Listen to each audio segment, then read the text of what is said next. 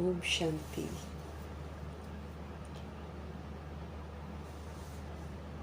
कलयुग के इस अंतिम दौर में जहाँ अत्याचार, भ्रष्टाचार, विस्मृति, अपवित्रता चरम सीमा पर है, ऐसे समय में हम आत्माओं को सुरक्षित रहने के लिए मीठे परमात्मा समझ देते हैं कि हम आत्माएं सदा उनके साथ कंबाइंड रहें, हम सदा शिव की कंपनी में रहें, कभी भी इस कंपनी से बाहर ना हो जाए। सदैव पॉजिटिव, सदैव समर्थ, सदैव फरिश्ता। इस विधि से हम सुरक्षित रहेंगे और अपनी मंजिल तक पहुंचने का पुरुषार्थ कर सकेंगे। सदैव हम आत्माओं के हित में सोचने वाले मीठे प्यारे शिव पिता परमात्मा जी का तहे दिल से हम धन्यवाद करेंगे और सदा ही शिव बाबा की कंपनी में रहने वाली आत्मा, सदा ही उनको कंपेनियन बनाकर वफादारी का सबूत देने वाली आत्मा, व्यक्त ब्रह्मा, अव्यक्त ब्रह्मा, गुप्त बड़ी माँ, big brother, great great grandfather का रोल प्ले करने वाली आत्मा ब्रह्मा जी का तहे दिल से धन्यवाद करेंगे। धन्यवाद करते हुए दोनों ज़बरदस्त लाइट्स को हाजिर नाजिर करते हुए मीठे मीठे प्यारे प्यारे शिव पिता परमात्मा जी के महावाक्य हम उन्हीं से समझेंगे, आत्मिक स्थिति में स्थित होकर समझेंगे और फिर ये जो समझ है पूरे वायुमंडल में फैले, पूरे तत्वों में फैले, पूरी प्रकृति में फैले, अड़ोस पड़ोस में फैले, सब जगह फैले।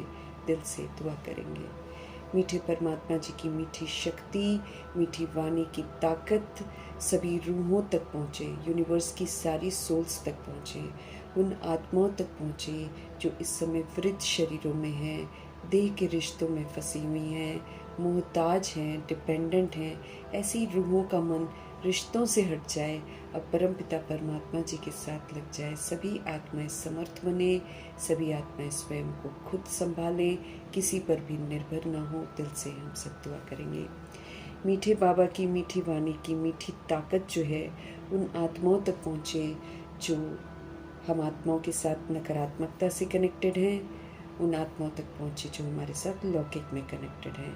इन तमाम सदस्यों का बुद्धि का योग जो है परमपिता परमात्मा जी के साथ लग जाए, हम आत्माओं से बिल्कुल हट जाए, यही हम दुआ करेंगे।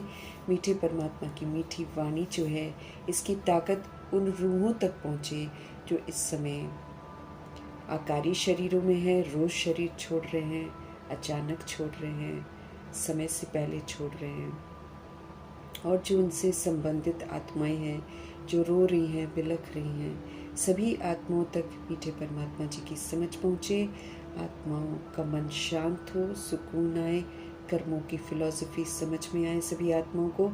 दिल से हम सब दुआ करेंगे उन आत्माओं तक प्रभु जी की समझ पहुँचे जो इस समय गर्भ झील में प्रवेश कर गए हैं, उन आत्माओं तक प्रभु जी की समझ पहुँचे जो हॉस्पिटल में पीड़ित अवस्था में हैं, घरों में पीड़ित अवस्था में हैं, जो प्राकृतिक आपदाओं की शिकार हो गई हैं, जो दैहिक हिंसाओं की शिकार हो गई हैं, जो माया के प्रकोप के कारण अलबेली हो गई हैं, जो तंत्र मंत्र रिद्धि सिद्धियों में फंसी पड़ी हैं, उन तमाम आत्माओं तक प्रभु जी की समझ पहुँचे। उन आत्माओं तक प्रभु जी की समझ पहुँचे जो वाम मार्ग में चली गई हैं या फिर जो जाने की तैयारी कर रही हैं आत्माएं, सबको वैराग आ जाए, आत्मघात से, विकारी हथियारों से आत्माएं बच जाए पाप करने से। ये हम सब दिल से दुआ करेंगे। कुमार कुमारियों तक प्रभु जी की समझ पहुँचे, छोटे छोटे शरीरों में जो बच्चे हैं उन आत्माओं तक प्रभु जी की समझ पहुँचे, आत्माएं सब प्रभु के साथ कनेक्टेड रहें, कोई भी मायावी आकर्षण में आकर कहीं फंस न जाए, ये हम सब दिल से दुआ करेंगे। मीठे परमात्मा जी की समझ उन आत्माओं तक पहुँचे जो अपनी संस्था बनाकर बैठे हैं, खुद भी गुमराह हैं, दूसरों को भी गुमराह कर रहे हैं, भिन्न भिन्न सत्ताओं के प्रति, भिन्न भिन्न वर्गों के प्रति, भिन्न भिन्न मठ पंथों के प्रति सभी आत्माओं का बुद्धि का योग जो है परमपिता परमात्मा जी के साथ लगे, सब तक मीठे बाबा की मीठी वाणी की ताकत पहुँचे। दिल से हम सब दुआ करेंगे। यादव कौरव यवन बनकर जो विनाश के निमित्त है आत्माएं, इन तक भी प्रभु जी की समझ पहुँचे। आखिर इनको भी सतोगुणी बनकर ही घर वापस जाना है। इनके मन में भी जो हिंसाएं हैं, उन हिंसाओं से ये आत्माएं मुक्त हों। दिल से दुआ करेंगे। वैश्याओं के प्रति, गणिकाओं के प्रति और जो ऐसे धंधे इनसे करवाते हैं, उन आत्माओं के प्रति, किन्नरों के प्रति, अपाहिजों के प्रति, सभी आत्माओं के प्रति, चंडाल जो बन गई हैं आत्माएं, उन आत्माओं तक प्रति सभी तक प्रभु जी की समझ पहुँचे। आत्माएं पुनः अपने स्वधर्म में लौटे। जो जमादार हैं, जो सफाई में मददगार बनते हैं, सारी आत्माओं तक प्रभु जी की समझ पहुँचे। यूं ही तो कोई ऐसा नहीं बना है, कर्मों के खातिर ही ऐसे बनी है आत्माएं, लेकिन ये समय ऐसा है जब परमपिता परमात्मा आए हुए हैं। तो हर आत्मा अपने परमपिता परमात्मा को पहचाने, फिर से शुद्ध पवित्र हो जाए, क्योंकि चाहे कोई भी कर्म कर रही है, लेकिन घर वापस वो पवित्र बनकर ही जाएगी। भूत प्रेत आत्मा बनकर जो रूहें भटक रही हैं, सब तक प्रभु जी की समझ पहुँचे। जो तंत्र मंत्र रिद्धि सिद्धियाँ कर रही हैं, जो तांत्रिक बन गई हैं, जो अघौरी बन गई हैं, उन तमाम आत्माओं तक प्रभु जी की समझ पहुँचे। जो अंडरवर्ल्ड डॉन्स बन गए हैं, जो आतंकवादी बन गए हैं, सब तक प्रभु जी की समझ पहुँचे। और उन आत्माओं तक प्रभु जी की समझ पहुँचे जो तरह तरह के नशों में धुत है, सब नशे उतर जाए, ईश्वरीय नशा चढ़ जाए। दिल से हम सब दुआ करेंगे। अंग तस्करियाँ कर रहे हैं, ह्यूमन फ्लैश, एनिमल फ्लैश खा रहे हैं, जानवर से भी बदतर हो गई हैं आत्माएं, लोभी हो गई हैं, कार्टून बन गई हैं, सभी आत्माओं तक प्रभु जी की समझ पहुँचे। हर आत्मा की दृष्टि वृत्ति जो क्रिमिनल बन गई है, वो फिर से शुद्ध बन जाए। दिल से हम सब दुआ करेंगे। अपने लिए भी हम दुआ करेंगे कि हम सभी आत्माएं मीठे परमात्मा की मीठी वाणी को यथार्थ समझें। आज का होमवर्क आज ही ख़त्म करें। दादियों ने जैसे पुरुषार्थ करा है, वैसे हम भी करें। ज्ञान, योग, धारणा, सेवा का कॉलम बनाकर बाबा ने जो चारों सब्जेक्ट्स के बारे में कहा है, उन चारों सब्जेक्ट्स पर ध्यान दें, पूरा पढ़ें, भगवान जी का नाम मुंबाला करें। ये हम दिल से दुआ करेंगे। उन आत्माओं तक प्रभु जी की समझ पहुँचे, उन जगहों तक प्रभु जी की समझ पहुँचे जहाँ पर अभी तक पहुँची नहीं है, और पहुँचती भी है तो आत्माओं को आकर्षण नहीं होता है। मीठे मीठे परमपिता परमात्मा जी की समझ ये फिल्म इंडस्ट्री की जितनी सोल्स हैं, जो सबसे ज़्यादा काम विकार में उलझाने वाले कर्म कर रही हैं, हिंसाएं सिखा रही हैं, लड़ाई झगड़े सिखा रही हैं, छल कपट सिखा रही हैं, उल्टे नशे करने सिखा रही हैं, ये आत्माएं अपनी तरफ से तो एंटरटेनमेंट करवाती हैं, लेकिन उसका प्रभाव यूथ पर कितना पड़ रहा है इसका उनको समझ नहीं है। फिर गंदे गंदे गाने भी ऐसे बना रहे हैं जिससे छोटे छोटे बच्चे भी बिगड़ रहे हैं। ऐसी आत्माएं जो गीत बनाती हैं, उनको ऐसे गीतों से वैराग आ जाए।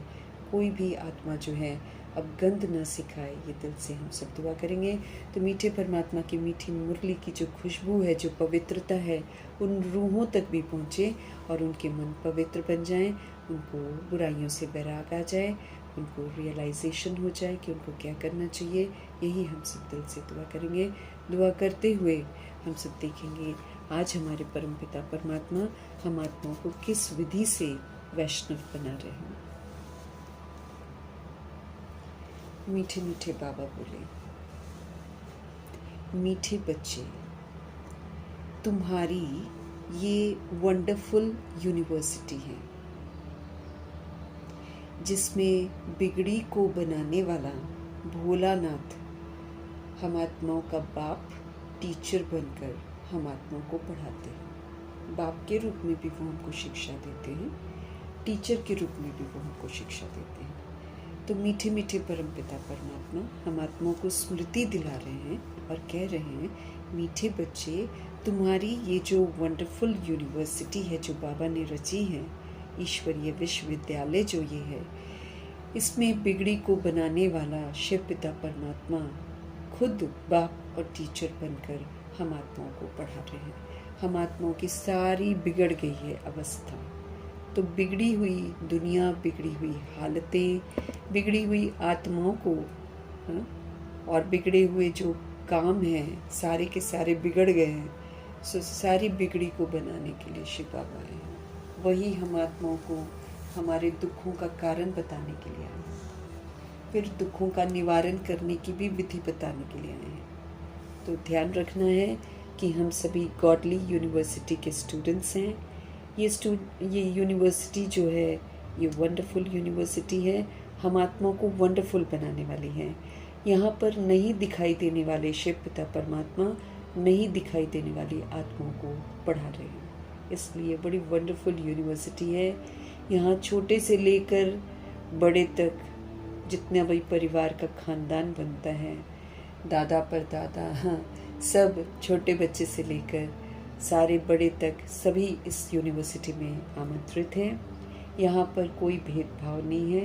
यहाँ पर वैश्या भी आ सकती है, गणिकाएँ भी आ सकती हैं, यहाँ पर जमादार भी आ सकता है, यहाँ पर चंडाल भी आ सकता है। यहाँ पर ऊंचे मतलब जो अपने आप को ऊंचा समझते हैं, लेकिन भगवान जी की नज़रों में सभी के सभी शूद्र हैं। तो दुनिया में मौजूद जितनी भी सोल्स हैं, चाहे वो आतंकवादी हैं, चाहे वो गिरी हुई हैं, चाहे कैसी भी हैं, हर आत्मा को निमंत्रण है। हर आत्मा यहाँ पर आ सकती है, हर आत्मा यहाँ पर एडमिशन ले सकती है, हर आत्मा कभी भी एडमिशन ले सकती है। पूरा का पूरा खानदान एक साथ आकर यहाँ पढ़ सकता है। यहाँ नहीं दिखाई देने वाली जो आत्मा है वो बिगड़ गई है, वो अशिक्षित हो गई है, वो असभ्य हो गई है, जिसको बाबा आकर सभ्यता सिखा रहे हैं, हमको जीना सिखा रहे हैं, हमको ABCD से पढ़ा रहे हैं। ABCD हम आत्माओं के जीवन के जीने के सलीके की तरफ ध्यान खिंचवाते हैं बाबा।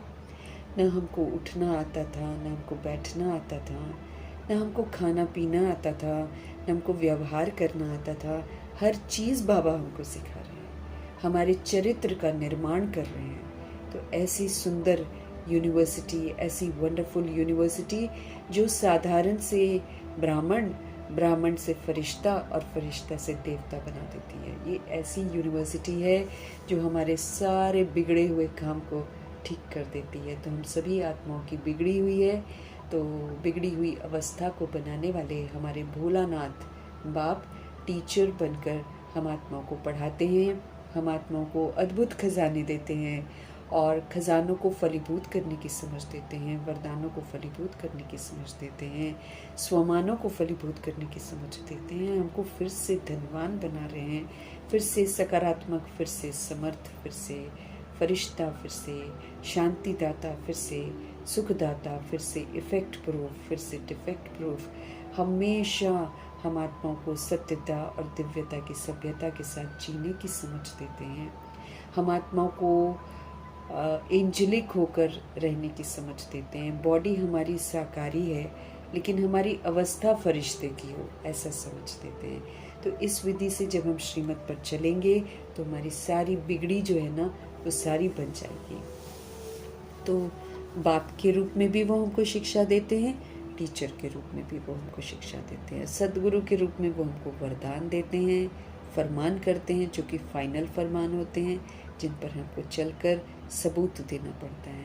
हर तरह से हमको निरोगी बनाते हैं, हर तरह से भरपूर करते हैं, हर तरह से मजबूत बनाते हैं, हमें फिर से सतगुणी, हमें फिर से शुद्ध, हमें फिर से मधुर, हमें फिर से नम्र चित्त बनाते हैं, फिर से पवित्र, फिर से सुखी, फिर से संतुष्ट, फिर से अचल, फिर से अडोल, फिर से हमें परमधाम निवासी बनाते हैं। तो वंडरफुल यूनिवर्सिटी है जिसमें हम निखर जाते हैं, ज्ञान स्नान करके और योग लगाकर।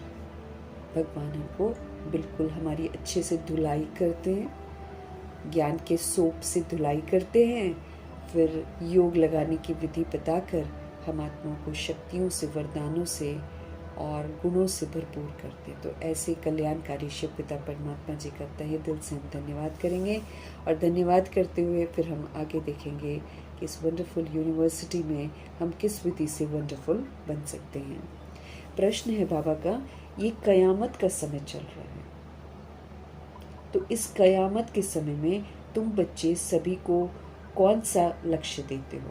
ये कयामत की घड़ियाँ चल रही हैं, ये हम सभी ने जो भी पुट्ठे काम कर रखे हैं उसका हिसाब किताब सेटल हो रहा है। भगवान जी जब आते हैं तो हमको नया तो ज़रूर बनाते हैं, लेकिन साथ ही साथ हमारे पुराने हिसाब किताब भी चुकतो कराते हैं। इसलिए बाबा हमको बोलते हैं कि कुछ भी देखते हुए कुछ मत बोलो, बस साक्षी हो जाओ, अपने किए हुए पाठ को साक्षी होकर देखो। क्योंकि जो भी सामने आ रहा है वो किए हुए पाठ का परिणाम आ रहा है। तो अगर मैंने ही किया है और मेरे सामने ही आ रहा है तो बनती नहीं है बात कि मैं नुक्स निकालूं, क्वेश्चन करूं, करेक्शन करूं, बनती नहीं है बात। जब हम कलयुग में होते हैं, रावण के राज्य में होते हैं, रावण के वशीभूत होते हैं, तब तो हम ऊपर नीचे करते रहते हैं कि हम अपने आप को बचाने की कोशिश करते हैं, हम झूठ भी बोल लेते हैं। लेकिन यहाँ तो झूठ चलता नहीं है, यहाँ तो स्पष्टीकरण है कि भाई हम कर्म करते हैं, वो कर्मों का परिणाम हम भुगतते हैं, चाहे वो अच्छा हो चाहे वो बुरा हो, बचते नहीं हैं उससे। तो इसीलिए जितना भी अस्त व्यस्तता की दुनिया बन गई है, ये हम आत्माओं के कर्मों का परिणाम है। तो हमें क्या करना है कि जो भी हमारे साथ होता है उसको साक्षी होकर देखना है, साक्षी होकर अपने कर्म इंद्रियों से चुप करवाना है, मालिक बनकर साक्षी होकर देखना है। मतलब जो भी हो रहा है उसका प्रभाव मेरे पर ना पड़े, लेकिन मैं आत्मा रियलाइज़ करूं, महसूस करूं, उसको स्वीकार करूं और फिर उसको ठीक करूं। एक तो ठीक करके मुझे अपना भविष्य बनाना है ना, भविष्य भी तो बनाना है। तो एक तरफ हम हिसाब किताब भी चुकतू कर रहे हैं साक्षी होकर, और दूसरी तरफ दृष्टा होकर, मतलब ऊंचे कर्म करके हम आगे का भाग्य भी बना रहे हैं। और वर्तमान में क्या कर रहे हैं, वर्तमान में श्रीमत पर हम चल रहे हैं, और श्रीमत पर चलने से सुख शांति की अनुभूति भी कर रहे हैं, खजानों को भी जमा कर रहे हैं, वरदानों को फलीभूत कर रहे हैं, खुशी को बढ़ा रहे हैं। जो भी बाबा परमात्म खजाने हमको मिलते हैं वो सारे परमात्म खजाने का सहयोग हम सभी को देते हैं। तो इस विधि से क्या होता है, मेरा भाग्य बनता है और जो पास्ट के पाप कर्म हैं वो भी कटते हैं, क्योंकि बाबा ने बोला ना, कुछ तो याद से कटवा लो। अब जितना याद नहीं हो पाता है तो फिर शुभ संकल्प करो, शुभ संकल्प, शुभ भावना, शुभ कामना का स्टॉक जमा करो, पुण्य के कर्म करो, श्रेष्ठ कर्म करो, सबको सुख दो, इससे भी तुम्हारे पास्ट के कर्म कट जाएंगे। तो ऐसे बाबा इस वंडरफुल यूनिवर्सिटी में हम आत्मा को शिक्षा देते हैं, और फिर साथ में हमको ये समझते रहे कि ये कयामत की घड़ियां हैं, ये जजमेंटल टाइम चल रहा है। सुप्रीम जस्टिस जो है इस समय इंसाफ करते हैं, इसलिए यहाँ पर हमने जो पास्ट में किया है, सारी दुनिया की बात हो रही है, जो भी जिसने किया है उसका फल भुगतान करने का ये समय चल रहा है।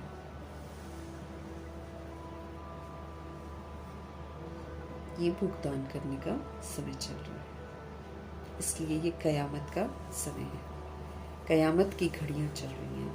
तो कयामत के समय में तुम बच्चे सभी को कौन सा लक्ष्य देते हो? भगवान जी का उत्तर है, हे आत्माएं, अब पावन बनो, छोड़ दो अब बाकी सब कुछ, अब बनो पावन। कयामत की घड़ियां, पतित जो बने हैं उसकी सजा को भुगतते भुगतते पावन बने। हे आत्माएं, अब पावन बनो। पावन बनने तो पावन बनने बिगड़ तो हम घर वापस जा ही नहीं सकते हैं, और ये दुनिया रहने लायक नहीं होगी। जब हमारे प्रभु जी चले जाएंगे तो ये दुनिया रहने लायक ही नहीं होगी। सारी की सारी दुनिया ल्यूनेटिक असाइलम बन जाएगी, भगवान ने बोला है।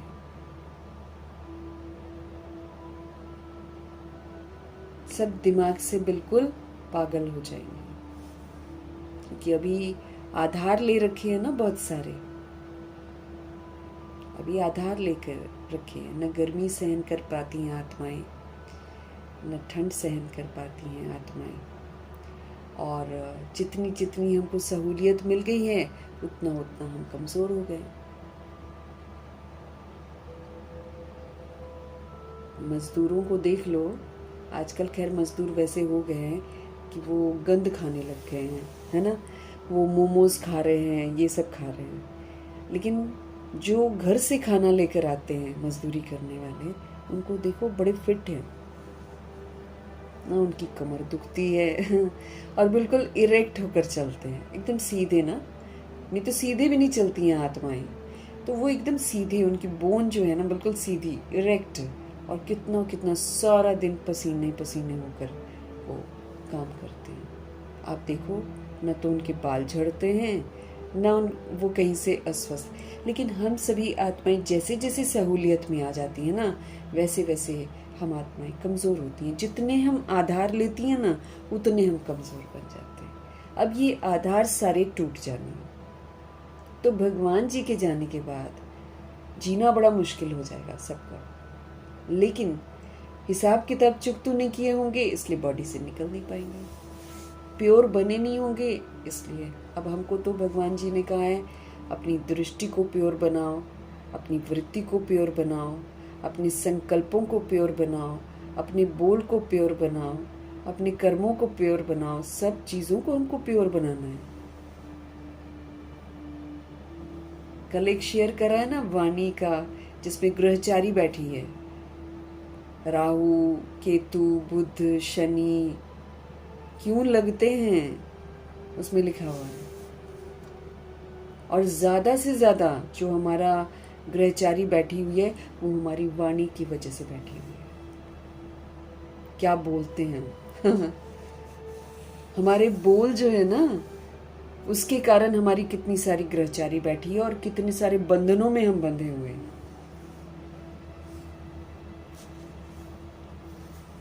तो ये कयामत की घड़ियां हैं।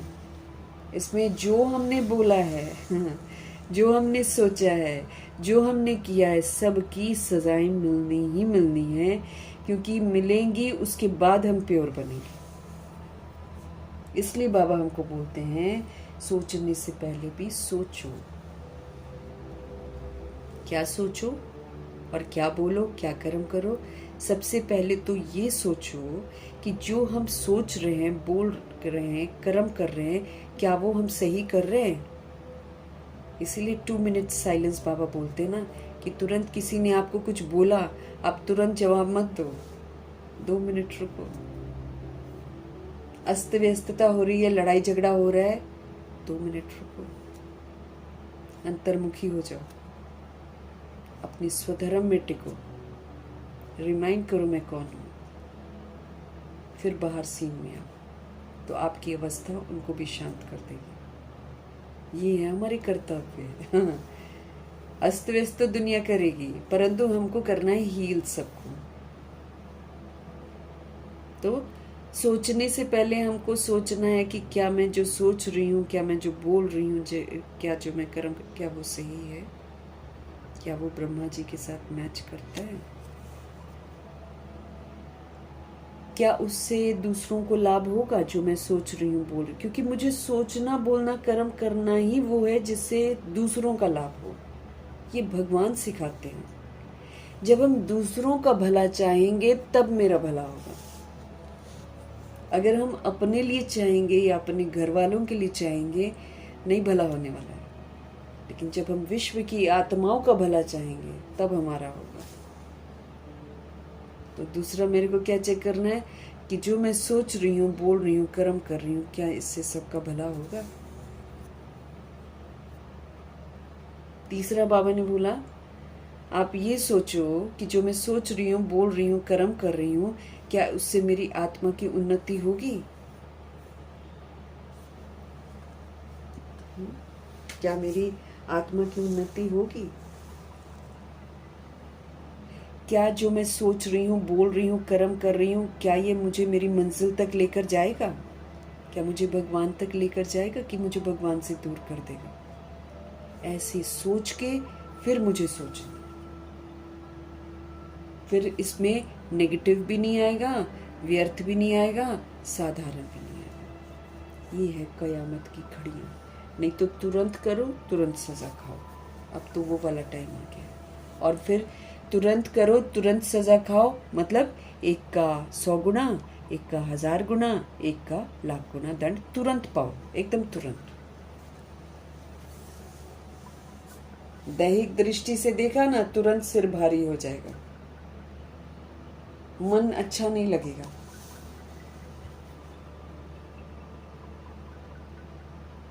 दैहिक वृत्ति से किसी को देखेंगे ना, ब्रदर ब्रदर नहीं देखेंगे, आत्मा भाई भाई नहीं देखेंगे, आप देखो तुरंत दिमाग खराब रहेगा।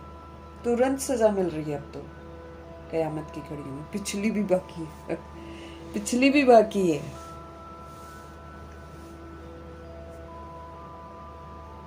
हम पावन बने बिना वापस जा नहीं सकते हैं। और पावन की डेफिनेशन कितनी गहरी है। संपूर्ण पवित्रता में कितनी गहरी है। हंस दृष्टि चाहिए, हंस वृत्ति चाहिए, हंस कृति चाहिए। दैहिक भान नहीं होना चाहिए बिल्कुल भी। कितनी कितनी गहराइयां हैं पावन बनने में। अब ये जो संपूर्ण पवित्रता की सारी पवित्रता जब तक मेरे अंदर नहीं आएगी तब तक मैं पावन नहीं हूं। और जब तक मैं पावन नहीं हूं वापस घर जा नहीं सकती। हमको बिल्कुल नीट एंड क्लीन बनना है। सोल को बिल्कुल बेदाग बनना है और सतोगुणी होने का सबूत देना है। सबके साथ सतोगुणी पाठ बजाकर सबूत दे सकते हैं। इतना हमको ध्यान देना है अपने ऊपर। तो प्रभु जी की वाणी जो है ये गहराई को दर्शाती है। हम संपूर्ण पवित्रता की किताब नहीं पढ़ते, हमको कभी जिंदगी में मालूम नहीं चलता कि पवित्रता होती क्या है। हम बड़ा मियाँ मिट्ठू बनकर ब्रह्मचर्य में रहकर इतराते रहते हैं। यहाँ तो दैहिक दृष्टि भी नहीं होनी चाहिए। आत्मिक दृष्टि, आत्मिक वृत्ति, आत्मिक कृति जब हमारी हो जाएगी, जब मुझे भ्रिकुटी के नीचे कोई नजर नहीं आएगा, तब जाकर हम पावन बनेंगे। तब जाकर हम वापस घर जा सकेंगे। नहीं तो यहीं फंस जाएंगे गंदी गंदी दुनिया में। लोग गंदे गंदे काम कर रहे होंगे। हाँ, खाने को कुछ नहीं होगा, पानी में कीड़े मकोड़े सांप दिखेंगे, है ना। एक जगह पढ़ा था सड़कों पर सांप घूमेंगे, इसलिए आत्माएं बाहर नहीं निकल पाएंगी, खिड़की भी नहीं खोल पाएंगी। इतनी दहशत हो जाएगी। अंत बड़ा गंदा है। अगर हम ऑनेस्ट नहीं है बाबा के साथ, अगर हम ईमानदार फरमान बरदार नहीं है ना, हमारा अंत इज वेरी बैड। न खाने को होगा न पीने को होगा, कैद हो जाएंगे, अंदर ही रहेंगे। जिसने पहले अपना हिसाब किताब सेटल कर लिया होगा ठीक है, जिसने नहीं किया होगा सतोगुणी सत्यों की पाठ बजाकर, वो आत्माएं अंदर उलझ जाएंगी। सब तंग करेंगे एक दूसरे को।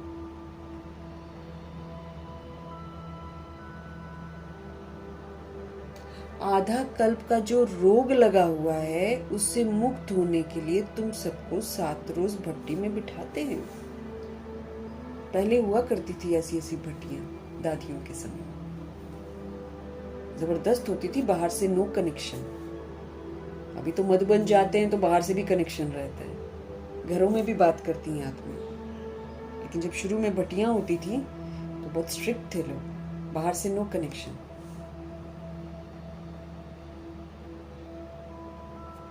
ये जो आधा कल्प का रोग लगा हुआ है हमको, देह अभिमान का, सबसे बड़ा रोग तो देह अभिमान का है। देह के भान का, मैं फलाना हूँ फलानी हूँ, मैं बॉय हूँ मैं गर्ल हूँ, ये वाला जो भान है ना, ये तो सबसे ज्यादा। क्योंकि मैं तो सोल हूँ ना, बिंदी हूँ। मैं तो दोनों तरह का बॉडी लेती हूँ, मेल बॉडी भी लेती हूँ, फीमेल बॉडी भी लेती हूँ। क्योंकि मेल में किया होगा अत्याचार,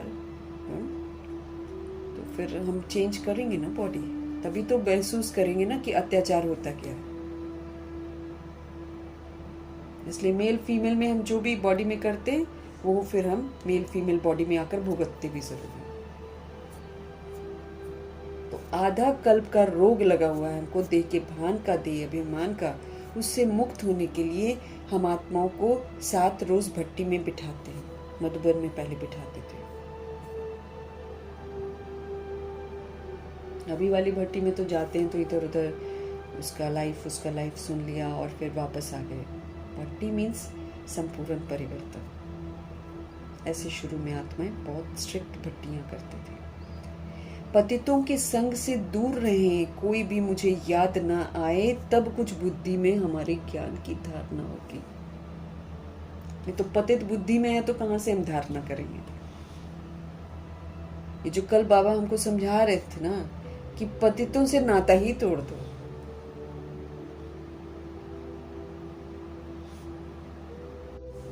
शिव बाबा हमें समझा रहे हैं पतितों के संग से तो दूर ही रहो।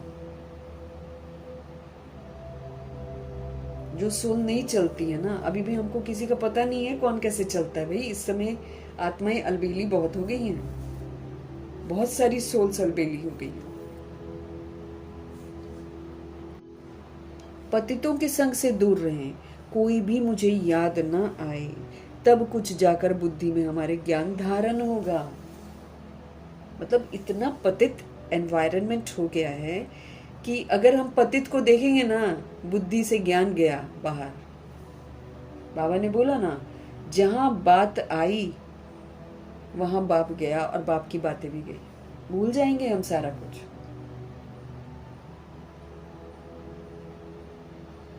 चलो ब्रह्मा जी को तो भगवान जी ने एक जगह रख दिया था, लेकिन मातेश्वरी तो जाती थी ना इधर उधर।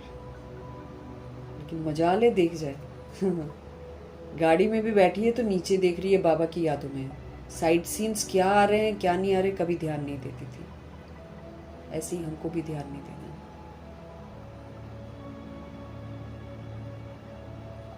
हमको भी ध्यान नहीं देना हमको छोटे छोटे जो शरीर में बच्चे हैं ना, उनको घुमाने भी नहीं ले जाना चाहिए। कलयुग नहीं दिखाना है, उनको नहीं दिखाना है।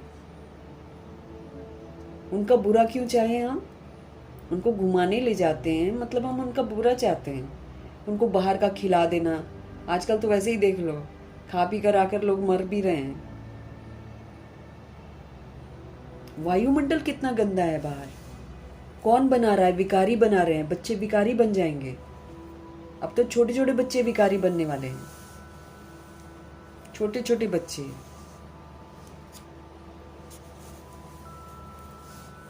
5 साल के बच्चे विकारों में जा रहे हैं।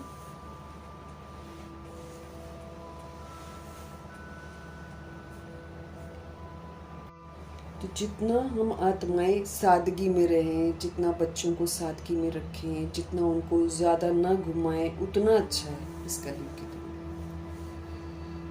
जब हम देखकर भूल नहीं पाते हैं तो बच्चे भी तो देखकर नहीं भूल पाएंगे ना। तो इसलिए उनका तो भला करना है, उनको प्रभु जी के साथ जोड़ दो, सुरक्षित रहेंगी आत्माएं। देखो जाना तो हमको सभी को, जब टाइम आ जाएगा तो बॉडी तो हम सभी छोड़ेंगे, है ना, क्योंकि हम सभी वानप्रस्थी हैं। रूहें हैं, पाठ बजाती हैं, बहुत जन्म पाठ बजा कर आती है, इसलिए हम उनको छोटा बड़ा तो नहीं समझते हैं। लेकिन बॉडी उनकी छोटी है ना, तो बॉडी उनकी छोटी है। अब हम उनको इस दुनिया में मतलब अपने परिवार में लेकर आए हैं, तो ये हम आत्माओं का परम कर्तव्य है कि उन्हें प्रभु के साथ जोड़ दें। क्योंकि जैसा टाइम चल रहा है तो वो भयंकर टाइम जो है वो हम सभी के लिए आएगा, हमारे लिए भी आएगा, छोटे शरीरों में जो बच्चे हैं उनके लिए भी आएगा। तो इसलिए समझदारी इसी में है कि हम उन्हें बाहर की दुनिया से बिल्कुल दूर रखें। उतना अच्छा है, उतना वो सेफ रहेंगे। ना मोबाइल देखने दें तो ना बाहर की दुनिया देखने दें। अपने आप उनके साथ समय स्पेंड करें। बच्चों को टाइम चाहिए होता है, लेकिन आत्माएं क्या करती हैं, उनके पास टाइम तो होता नहीं है। फिर बच्चों को मोबाइल के हवाले इधर उधर ट्यूशन्स में भेज देना, ऐसे कर देते हैं। ऐसे नहीं करना है, हमको खुद टाइम देना है उनको, वो भी इस क़यामत की घड़ियों में। पतितों के संग से हमको दूर रहना है, कोई भी मेरे को याद नहीं आना चाहिए। तब जाकर बाबा कहते कुछ, हाँ, तब कुछ बुद्धि में ज्ञान की धारणा हो। कुछ बोल रहे हैं भगवान जी, नहीं तो धारणा नहीं होगी। धारणा नहीं होगी, हम फिर कयामत की घड़ियों को कैसे पार करेंगे? धारणा से भी तो हम बहुत कुछ पार करेंगे ना। हमें नई दुनिया के संस्कार भी तो बनाने हैं। फिर गीत है, तूने रात गवाई सो के, दिवस गवाया खा के, हीरे जैसा जो जन्म है उसको कौड़ी बदले गवा दिया। कौड़ी मतलब पैसे, पैसों के लिए गवा देते हैं। ये हीरे जैसा जन्म है, इसमें बेदाग हीरा हमको बनना है। ओम शांति।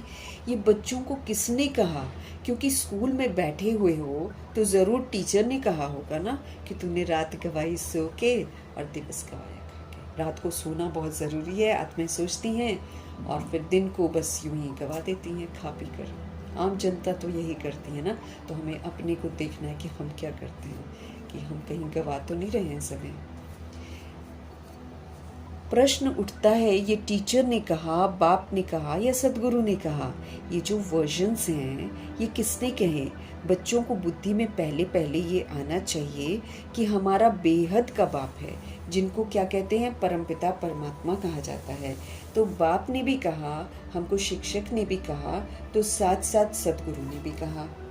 हमें तो तीनों रूप से भगवान जी शिक्षा दे रहे हैं। फादरली एडवाइस भी देते हैं, टीचर की शिक्षा भी देते हैं, टीचर बनकर भी देते हैं, और सदगुरु बनकर हमारी बहुत सारी परेशानियों को आसान करने के लिए हमको वरदान देते हैं, ताकि हम वरदान को यूज़ कर लें और फलीभूत करके अपना बना लें। तो सदगुरु जी के जो फरमान है वो तो फाइनल फरमान है।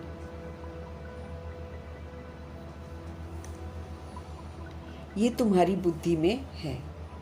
जो स्टूडेंट हैं और कॉलेज व यूनिवर्सिटी में टीचर पढ़ाते हैं, उनको कोई फादर व गुरु थोड़ी कहेंगे, है ना। दुनिया में जो टीचर्स पढ़ाते हैं, हालांकि लोग उनको गुरु कह देते हैं, लेकिन वो गुरु थोड़ी होते हैं, है ना।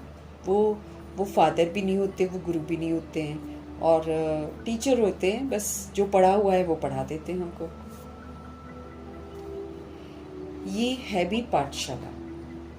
अब यहाँ पर पाठशाला है, पहले हम ABCD सीखते हैं, आत्मा का पाठ सीखते हैं, परमात्मा का सीखते हैं, फिर धीरे धीरे जब हम अव्यक्त वाणियाँ पढ़ते हैं, जब धारणाएं करनी शुरू करते हैं, जब मनुष्य से ब्राह्मण, ब्राह्मण से फरिश्ता, फरिश्ता से देवता बनने की पढ़ाई, तब हम यूनिवर्सिटी में आ जाते हैं।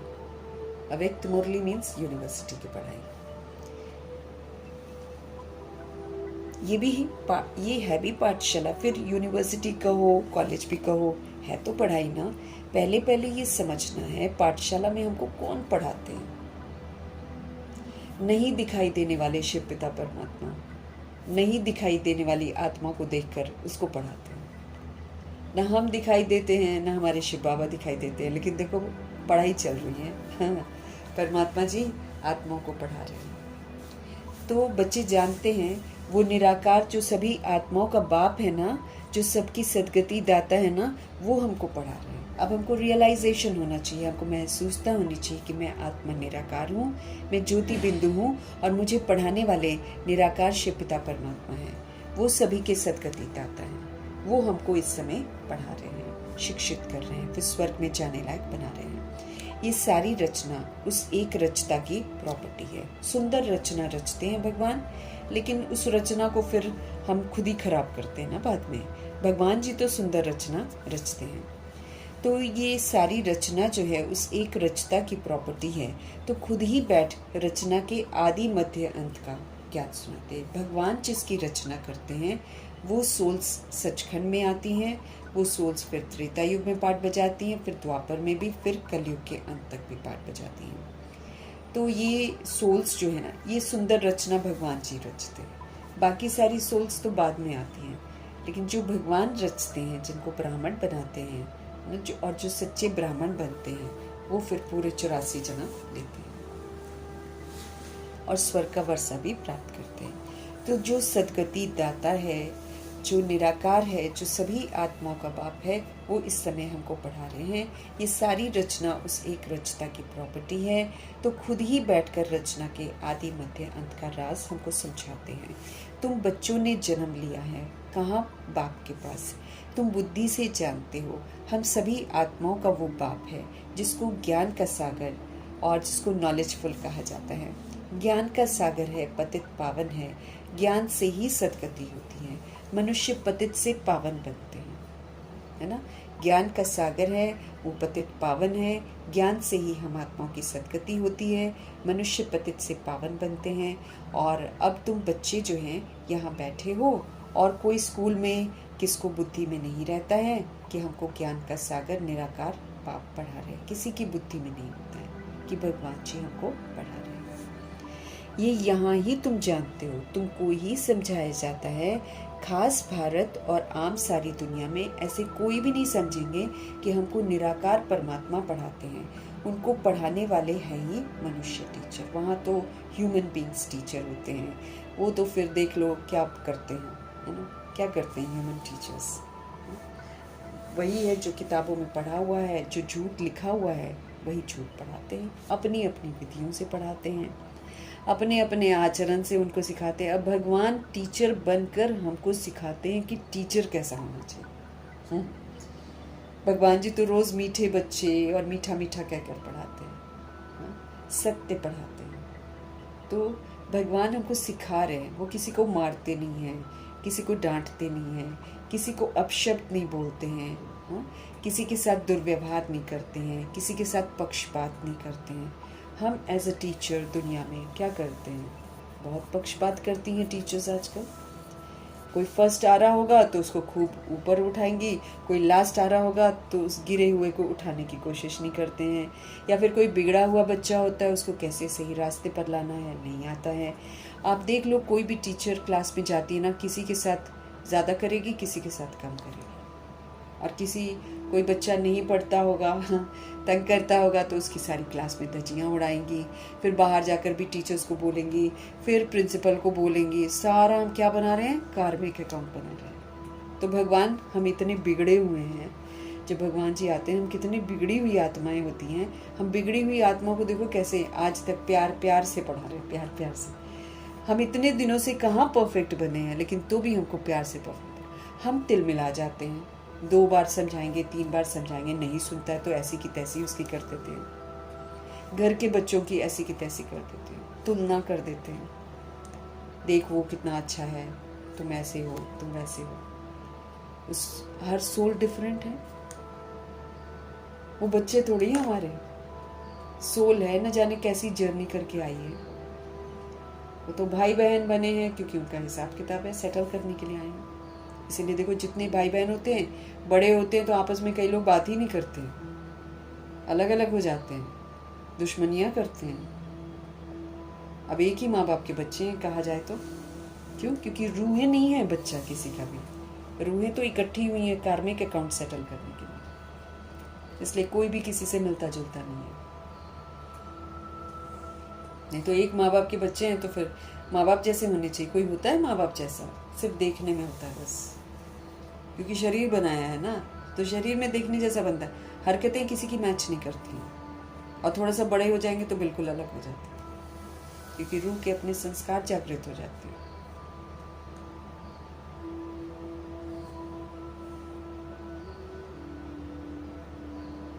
तो टीचर कैसा होना चाहिए भगवान सिखा रहे हैं। बाप कैसा होना चाहिए भगवान सिखा रहे हैं। माँ कैसी होनी चाहिए भगवान सिखा रहे हैं। दोस्त कैसे होने चाहिए भगवान सिखा रहे हैं। हर रिश्ता कैसे होना चाहिए भगवान सिखा रहे हैं।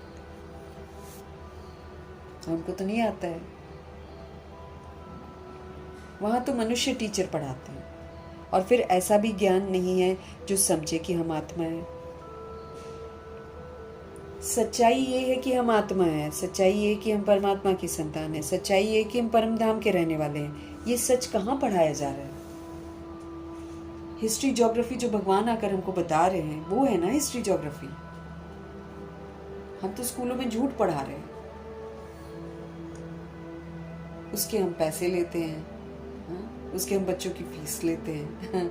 ये एक और पाप कमाते हैं। सच्चाई की कमाई तो नहीं है ना, झूठ की ही कमाई हम कमा रहे हैं। इसलिए ये झूठ खंड है। इसलिए इस कमाई को यज्ञ में जो सफल करते बस उतना ही काम है। बाकी तुमने खाया पिया, तुमने जमा किया, वो तो किसी भी काउंटिंग में नहीं आने वाला है। कोई नहीं देखने वाला है कि आपने किसके लिए क्या किया। आपने बच्चों को चरित्रवान अगर बना दिया है स्कूल में जाकर, अगर उनको कैरेक्टर सिखाया है, तब तो ठीक है ना।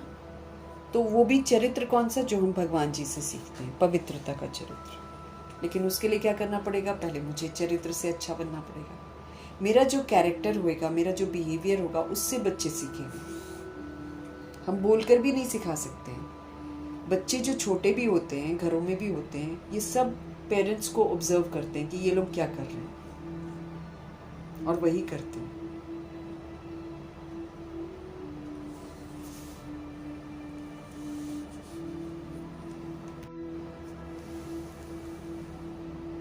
तो हम तो झूठ जाकर पढ़ाते हैं। झूठ पढ़ाने का झूठा पैसा लेते हैं। व्यवहार भी हम अच्छा नहीं करते हैं। चरित्र हम किसी का सुधारते नहीं, क्योंकि हमको पता ही नहीं था कि चरित्र सुधरा हुआ क्या होता है। ये तो भगवान से सीख रहे हैं कि पवित्रता चरित्र है। तो जितना हम पवित्र बनेंगे उतना हम बच्चों को बना सकेंगे। तो ऐसा भी ज्ञान नहीं है मनुष्य टीचरों के पास कि हम आत्मा हैं, आत्मा ही पढ़ती है, आत्मा ही सब कुछ करती है। ये तो नहीं पढ़ाया जाता। फलानी नौकरी आत्मा करती है इन ऑर्गन्स के द्वारा। उनको तो ये रहता है कि हम फलाना है बस, मैं सो एंड सो हूँ, मेरा मर्तबा ये है, मैं इस सब्जेक्ट की टीचर हूँ, मैं उस सब्जेक्ट की टीचर हूँ। इसमें लोग इतराते हैं और सारा का सारा झूठ पढ़ाकर झूठी कमाई करते हैं। झूठ खंड में सब कुछ झूठ है ना। यहाँ पर सच्ची कमाई भगवान जी कराते हैं, फिर हमको सचखंड में लेकर जाते हैं। इससे पहले हम झूठ पढ़ते थे, हम झूठ पढ़ाते थे। बाबा कहते हैं यहाँ तो टीचर जो पढ़ाती है उसको ये रहता है कि हम फलाना है, झट अपना नाम याद आएगा, झट अपना रूप याद आएगा। हम ये करते हैं, हम ऐसे करते हैं, हम ये बना रहे हैं। हम कुछ नहीं कर रहे हैं, हम कुछ नहीं कर रहे हैं। जब तक हम स्व परिवर्तन नहीं करते हैं, जब तक हमारी आत्मिक दृष्टि, आत्मिक वृत्ति, आत्मिक कृति नहीं हो जाती, तब तक तो हम झूठ ही कर रहे हैं सब कुछ। हम दैहिक दृष्टि से देख रहे हैं, खुद भी पापात्मा बन रहे हैं, उसको भी पापात्मा बना रहे हैं। क्योंकि जिसको हम दैहिक दृष्टि से देख रहे हैं वो भी मेरे को दैहिक दृष्टि से ही देखेगा। और अंदर जो उसने रिकॉर्ड कर लिया है आपको देखकर, आपने अगर उसको उल्टा बोला, उसने जो रिकॉर्ड, उसका बदला वो लेगा। हमारी मुलाकात भी होगी, हाँ हमारी मुलाकात भी होगी।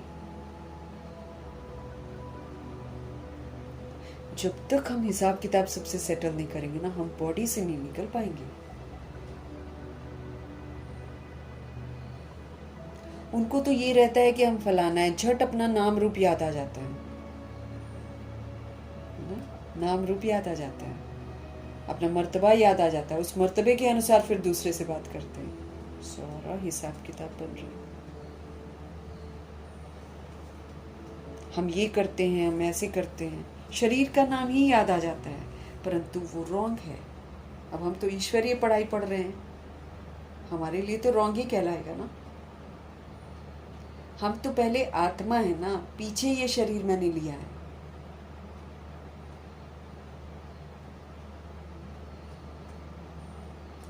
उससे अच्छा पैसा है तो एक ऐसा स्कूल खोल दो छोटा सा, अपने घर में ही खोल लो, चाहे कहीं भी खोल लो आसपास, जहाँ आध्यात्मिक पढ़ाई पढ़ाएंगे और पैसा नहीं लो किसी से। तब तो बात बनती है, तब तो सच्ची कमाई होगी, है कि नहीं। गीता पाठशाला भी खोलो तो कभी पैसे ना दो, नहीं तो वही हो जाता है कि सब बोलते हैं अरे वही बॉक्स है, वही कलेक्शन है। सच्ची पढ़ाई पढ़ाओ ना, खुद आत्मा बनकर फिर दूसरे को बताओ कि हम आत्मा हैं। अब ये भी तो है, बड़ा ध्यान रखना है ना। हम खुद समझते नहीं और हम गीता पाठशाला खोल लें तो आत्माएं वैसे ही आएंगी ना, आएंगी बस ऐसे ही जैसे दुनिया हम कर रहे हैं वैसे ही वो करेंगी। सच्ची पढ़ाई थोड़ी पढ़कर जाएंगी। जब तक मैं आत्मा आत्मिक स्थिति में नहीं रहूंगी तब तक तो मैं गीता पाठशाला नहीं खोलना है। सच्ची पढ़ाई है ना ये, नहीं तो इस पर पाप चढ़ेगा हमें। बाबा कहते परंतु ये तो रॉन्ग है ना, नाम रूप याद रहे हैं। हम तो पहले आत्मा है ना, पीछे ये शरीर मैंने लिया है, तो शरीर का नाम बदलता रहता है। अब 63 शरीर अगर हमने लिए हैं द्वापर युग से, तो 63 शरीर के 63 माँ बाप ने अपने अपने नाम रखे होंगे। कुछ फिक्स है क्या? तो हम कैसे कह सकते हैं कि मेरा नाम ये है? नाम तो बदलता रहता है बाबा कहते शरीर के साथ। आत्मा का नाम नहीं बदलता, आत्मा आत्मा ही रहती है। आत्मा का नाम तो नहीं बदलता ना, आत्मा तो एक ही है। बाप ने कहा है मुझ आत्मा का एक ही नाम शिव है। भगवान जी का नाम जो है वो कर्तव्यवाचक है। भगवान जी सदैव कल्याणकारी है, इसलिए उनका नाम शिव है। शिव का मतलब ही कल्याणकारी है। हम सभी सोल्स हैं।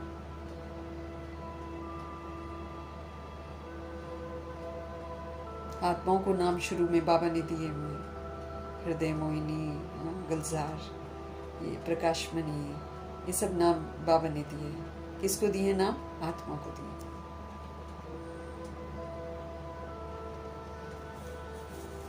आत्मा तो एक ही है ना। बाप ने कहा है मुझ आत्मा का एक ही नाम शिव है। ये सारी दुनिया जानती है, बाकी इतने सब नाम शरीरों पर रखे जाते हैं। क्या क्या नाम रखते हैं आजकल लोग।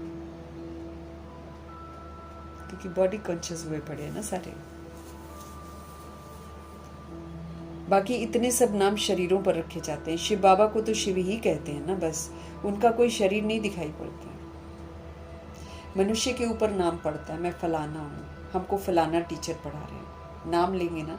वास्तव में आत्मा शरीर के द्वारा टीचर का काम करती है, एक सोल कर रही है। इसलिए सोल समझ कर करेंगे तो ध्यान रखेंगे, क्योंकि जितना भी बैड करेंगे वो सारा कट मेरे ऊपर चढ़ेगा और मुझे हिसाब किताब चुकता करना पड़ेगा। इसीलिए टीचर को क्या समझना चाहिए कि मैं आत्मा हूँ और मैं इस शरीर के द्वारा पढ़ा रही हूँ।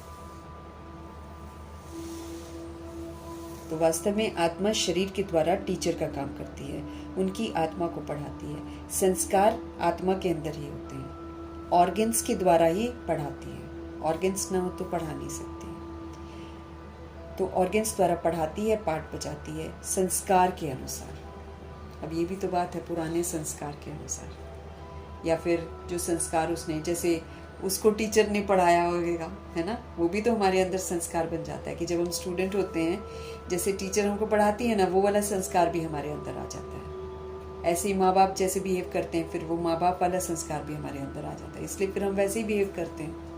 ये भी एक हो जाती है बात। अब किसी स्टूडेंट को मार मार के पढ़ाया गया होगा, तो वो जब टीचर बनेगा तो वो मार मार के ही पढ़ाएगा। ऐसे ही है ना, तो संस्कार के अनुसार पाठ बजाते हैं। परंतु देह पर नाम जो पड़े हैं ना, उस पर सारे धंधे आदि चलते हैं इसका, है ना।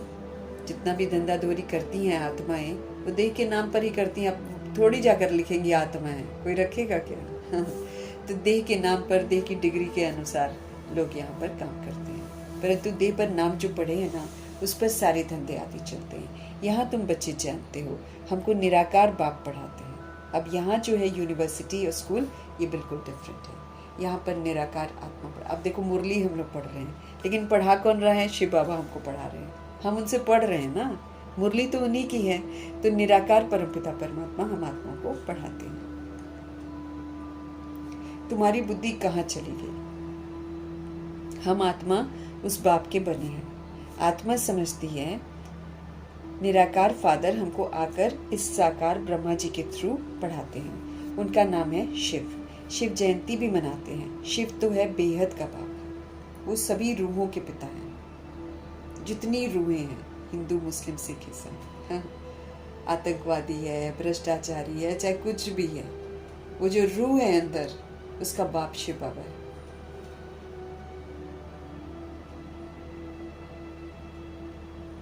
तो हम आत्मा उस बाप के बने हैं। आत्मा अब समझती है कि निराकार फादर हमको आकर इस साकार के द्वारा पढ़ाते हैं।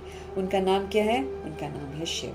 शिव जयंती भी मनाते हैं। शिव तो है बेहद का बाप, उनको ही परमपिता परमात्मा कहा जाता है। वो सभी आत्माओं का बाप है। अब उनकी जयंती कैसे मनाते हैं? आत्मा शरीर में प्रवेश करती है, वह गर्भ में जाती है ना, ऊपर से आती है, ये किसी को मालूम नहीं पड़ता है कि सोल कैसे आती है, कैसे बॉडी में प्रवेश करती है, किसी को नहीं मालूम है। बस मेरा बच्चा आया, मेरा बच्चा आया, मेरा आया, मैंने तुम्हें पाला है, मैंने तुम्हें 9 महीने पेट में रखा है। This is the language people are using. अब यहाँ भगवान जी बताते हैं कि तीसरे चौथे महीने में आत्मा प्रवेश करती है। वो ऐसे बोलते हैं 9 महीने रखा, मैंने तुझे पाला, मैंने तेरे लिए इतने कष्ट से। अरे वो तो खुद ही कष्ट सहकर बाहर आया है। वो नहीं समझते ना, हमको कुछ भी नहीं मालूम होता है। अब हमको बाबा आकर समझाते हैं कि कैसे मेरा कार्मिक अकाउंट मेरे घर पे आता है, और जिसको हम अपना समझ बैठते हैं। इसलिए बाबा हमको बार बार बोलते ना, ये जो देह के रिश्ते हैं, इनको बुद्धि से हटाओ, क्योंकि विनाश जब होगा, किसके साथ क्या हाल होगा, किसके साथ क्या हाल होगा, उसमें फिर दुखी परेशान होंगे।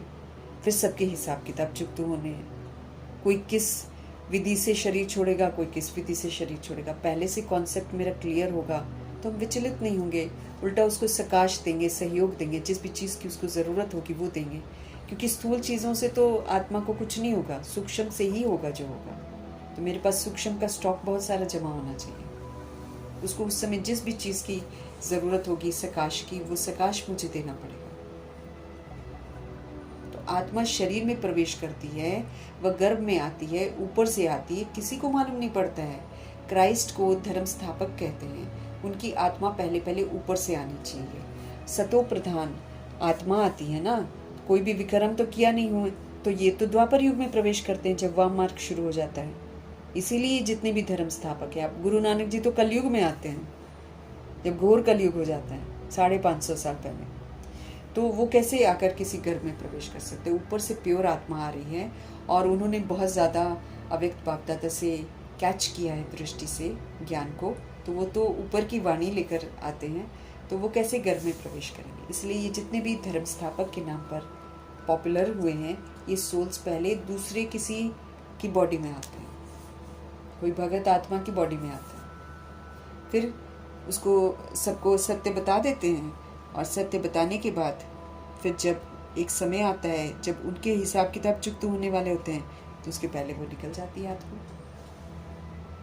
आत्मा निकल जाती है। तो बाबा स्पष्ट कर रहे हैं कि क्राइस्ट भी जो है ना, वो अब दिखा देते हैं क्राइस्ट का बचपन वगैरह, गुरु नानक जी का भी बचपन दिखा देते हैं, लेकिन नहीं, ये रूहें किसी और के शरीर में प्रवेश करती हैं, ये गर्भ में नहीं प्रवेश करती।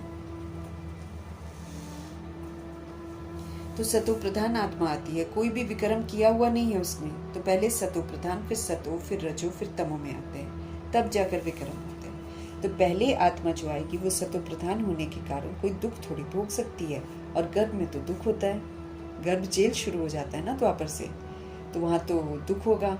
आधा टाइम जब पूरा होता है ना, तब विक्रम करने लगती है, आधा टाइम जब पूरा होता है तब विक्रम करने लगती है,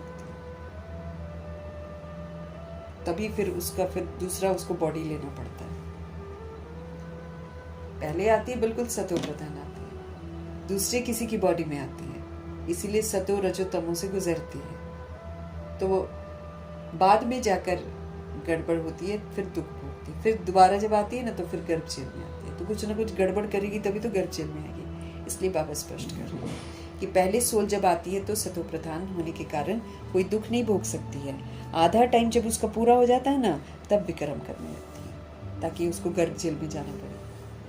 आज से 5000 वर्ष पहले बरोबर सूर्यवंशी राज्य था, और सब धर्म बाद में है।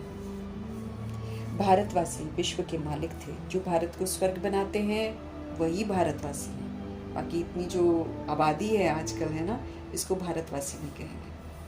ये कहाँ भारत के हित में सोच रहे, जो हिंदू हिंदू कर रहे हैं, ये तो सबसे बड़े दुश्मन हैं भारत के। तो बाबा क्या बोल रहे हैं? भारतवासी विश्व के मालिक थे, भारत को अविनाशी खंड कहा जाता है, और कोई खंड था ही नहीं। तो शिव बाबा है बिगड़ी को बनाने वाले, भोलानाथ शिव को कहा जाता है, न कि शंकर को। भोलानाथ शिव बिगड़ी को बनाने वाला है। लोग शंकर जी के सामने गाते हैं ये गीत। भोलानाथ शिव बिगड़ी को बनाने वाला है। शिव और शंकर एक नहीं है, अलग अलग है। ये अंतर भी बाबा आकर हमको बताते हैं कि शिव अलग हैं, शंकर जी अलग हैं।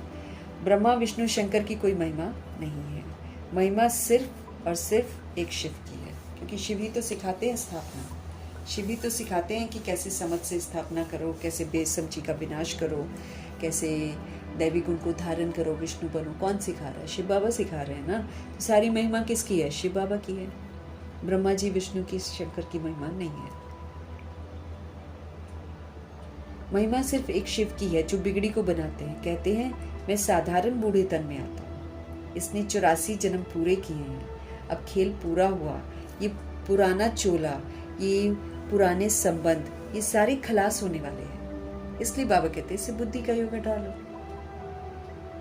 है ना। मेरा बच्चा है, मेरा घर वाला है, मेरी घर वाली है, इस तरह लोग जुड़े हुए हैं भयंकर तरीके से। हम, बाबा ने क्या बोला, हमको बेहद का वैराग आएगा तब जाकर उनको भी आएगा। तो सबसे पहले मुझे अपने ऊपर मेहनत करनी है ना, क्योंकि हमारा प्रभाव दुनिया पर पड़ेगा। हमें ही बेहद का वैराग नहीं होगा, हम ही अटैचमेंट में रहेंगे, तो दुनिया तो और भी ज्यादा अटैचमेंट में रहेगी। तो ये हमारा पुराना चोला, this body, iron natured body, ये खत्म हो जाएगी। जितने मेरे रिलेशंस हैं जो मैंने बनाए हैं वो सारे खत्म हो जाएंगे। ऑल मामा चाचा काका एंड एवरीवन, सारे बच्चे कच्चे सब सारे संबंध खलास हो जाने। भाई भगवान सच बोलते हैं, रावण की तरह झूठ थोड़ी बोलते हैं, माया के चक्करों में थोड़ी फंसाते हैं। हकीकत बता रहे, भाई तुमको दुख होगा तो तुम समझदार बन जाओ, ट्रस्टी बनकर अच्छा पाठ बजाकर उनको भी निर्बंधन बनाओ, खुद भी निर्बंधन बन जाओ। शरीर से लगाओ मत रखो, शरीर खत्म हो जाएगा। किसी का पहले खत्म होगा, किसी का बाद में खत्म होगा, कोई भी पहले खत्म हो सकता है। ये भी गारंटी नहीं है कि इतनी आयु तक कोई जिएगा। अब तो नहीं है, अब तो काली मृत्यु है। इसलिए भगवान बार बार हमको समझाते हैं कि ये जो पुराना चोला है, ये जो पुराने संबंध हैं, देह के संबंध, सारे खलास हो जाने वाले हैं। अब किसको याद करें? खत्म होने वाली चीज को याद नहीं किया जाता है ना। हम याद करेंगे उस चीज को जो खत्म होने वाली है, नहीं ना। तो बाबा कहते हैं नया मकान बनता है जब किसी का, तो नए में बुद्धि चली जाती है, पुराने से हट जाए रहेगा, कब नया बने, कब हम उसमें जाए, ऐसा फीलिंग आता है ना लोग। तो नया मकान बनता है तो फिर पुराने से दिल हट जाती है। ये फिर है बेहद की बात। अब बाबा हमको नई दुनिया में लेकर जा रहे हैं, सतयुग में लेकर जा रहे हैं। ये कलयुग खत्म होने वाला है, बार बार हमको समझा रहे हैं ये खत्म हो जाएगा, खत्म हो जाएगा, इसको मत देखो। तो दिल हट जाती है। नया मकान बनता है तो फिर पुराने से दिल हट जाती है। ये फिर है बेहद की बात। सर्व की सदगति होती है, अर्थात रावण के राज्य में, रावण के राज्य से सबको छुटकारा मिलता है। ये बेहद की बातें हैं। सर्व की सदगति दाता है शिव बाबा, अर्थात रावण के राज्य में सबको छुटकारा मिल जाता है। अब सबको छुटकारा मिलेगा। सब शोक वाटिका में है, सब कर्मों को कूटते हैं, सब परिवार बनाएंगे, फिर जब बच्चे पूछते नहीं हैं धक्के देते हैं, फिर कूटते रहते हैं, कर्म कूटते रहते हैं, अड़ोस पड़ोस में जा जाकर बोलते रहते हैं, अपनों से शेयर करते रहते हैं। क्या फायदा है? भगवान जी कहते हैं बुद्धि का योग हटा दो। सर्व की सदगति दाता, सर्व की सदगति हो जाती है, अर्थात रावण के राज्य से सबको छुटकारा मिल जाता है। रावण ने सबको बिगाड़ दिया है, देह के अभिमान ने हमको बिगाड़ दिया है। सारी बीमारियां हमारे अंदर आ गई, काम क्रोध लोभ मोह अहंकार, बाल बच्चे एकदम गंदे गिर गए, बदले की भावना, ये वो गिर रहा है, वो जल रहा है, वो कुड़ रहा है, ऐसे ऐसे करते हैं सब।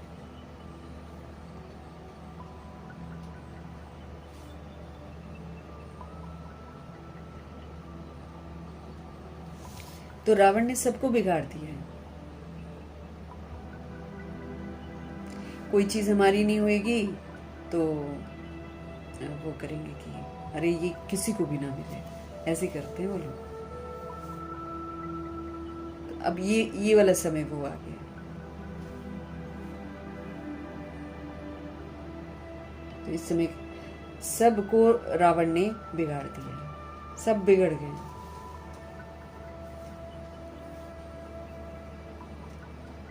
भारत ये बिल्कुल ही कंगाल बन गया, बिल्कुल भ्रष्टाचारी। लोग भ्रष्टाचार समझते हैं करप्शन को, एडल्ट्रेशन को, चोरी को, ठगी को, कि मिलावट कर दिया, चोरी करी, ठगी करी, इसको भ्रष्टाचारी समझते हैं। भगवान जी बोलते हैं पहला भ्रष्टाचार है मूत पलीती बनना मतलब काम विकार में जाना।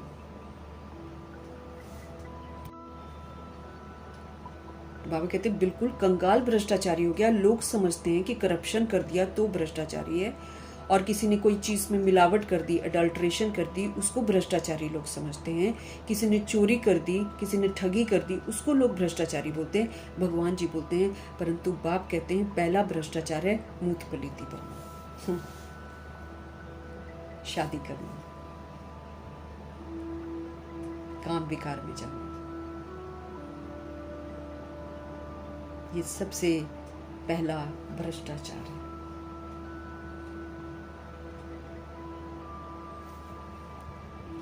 शरीर विकार से पैदा होते हैं। यहाँ पर हम शरीर बनाते हैं विकार में जाकर। वो तो जड़ है, जड़, उसमें तो जान भी नहीं होती, जड़ होती है वो। तीसरे या चौथे महीने में सोल प्रवेश करती है, तब हरकत होती है उस जड़ में। सोल अपनी पावर देती है, फिर सोल भुगतती है उल्टी लटक कर। उल्टे काम करती है ना, इसलिए उल्टी लटकती है। गर्भ महल में उल्टे थोड़ी लटकते हैं, ये तो कलयुग में उल्टे हम लटकते हैं। 42 जन्म हम गंध में रहे हैं, उल्टे लटके हैं, भुगता है, भगवान को प्रॉमिस किया है और बाहर आए हैं, फिर भूल गए हैं, फिर वही गलत काम किए हैं। अब भगवान कहते हैं अब गलत मत करो। तो भगवान के अनुसार सबसे पहला भ्रष्टाचार है मूठ पलीती बनना। गंद करते हैं ना, गंदगी है वो, फिर उसी गंदगी से बच्चे भी पैदा होते हैं। लोग सोचते हैं सोल खा रही है, सोल तो बेचारी खाती भी नहीं है, सोल तो भुगतती है। बॉडी बड़ी होती है, जो माँ खाती है ना उससे बॉडी बड़ी होती है, बॉडी को मिलता है जो मिलता है। सोल तो सजा भुगतती है अंदर, क्योंकि सोल का भोजन तो समझ है ना, तो समझ जब उसको मिलती है तो फिर अंदर वो भुगतान करती है। यहाँ माँ को खिलाते रहते, बच्चे को मिलेगा, बच्चे को मिलेगा बॉडी को मिलता है। सोल तो फिर बंधन में बंध रही है। शरीर विकार से पैदा होता है, इसलिए बाबा कहते हैं अब किसी के शरीर को लाइक मत किया करो, नहीं तो बच्चे हो जाते हैं। देखते हो ना कैसे कैसे बच्चों को ऐसे ऐसे पकड़ेंगे, ऐसे ऐसे देखेंगे, ऐसे ऐसे निहारेंगे कि ये मेरा है, मेरा है, मेरा। सारी दुनिया इस मृग तृष्णा में कि मेरा है, मेरा है, किसी का कुछ नहीं है। कितना मायावी खेल चल रहा है इस दुनिया में।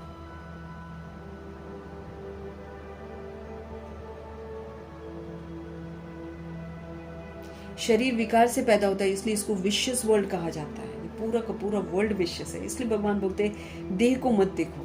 देह को देखना मतलब क्रिमिनल बनो। देह को देखोगे तो देह इस समय की सांप है, चाहे वो बच्चे की देह हो चाहे किसी की देह हो, सब सांप है।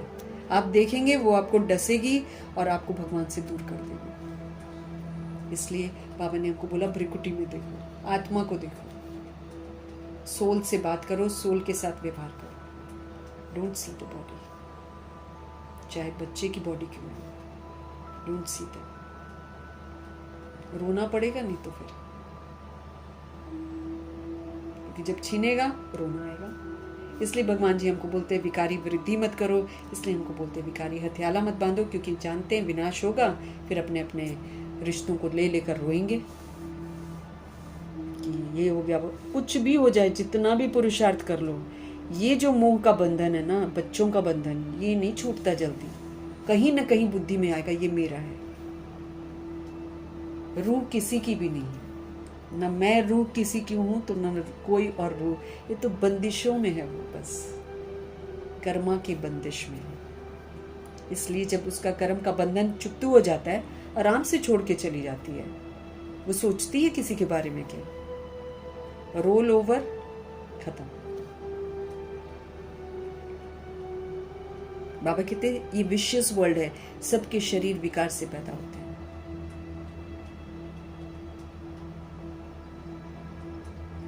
सतयुग को वाइसलेस कहा जाता है,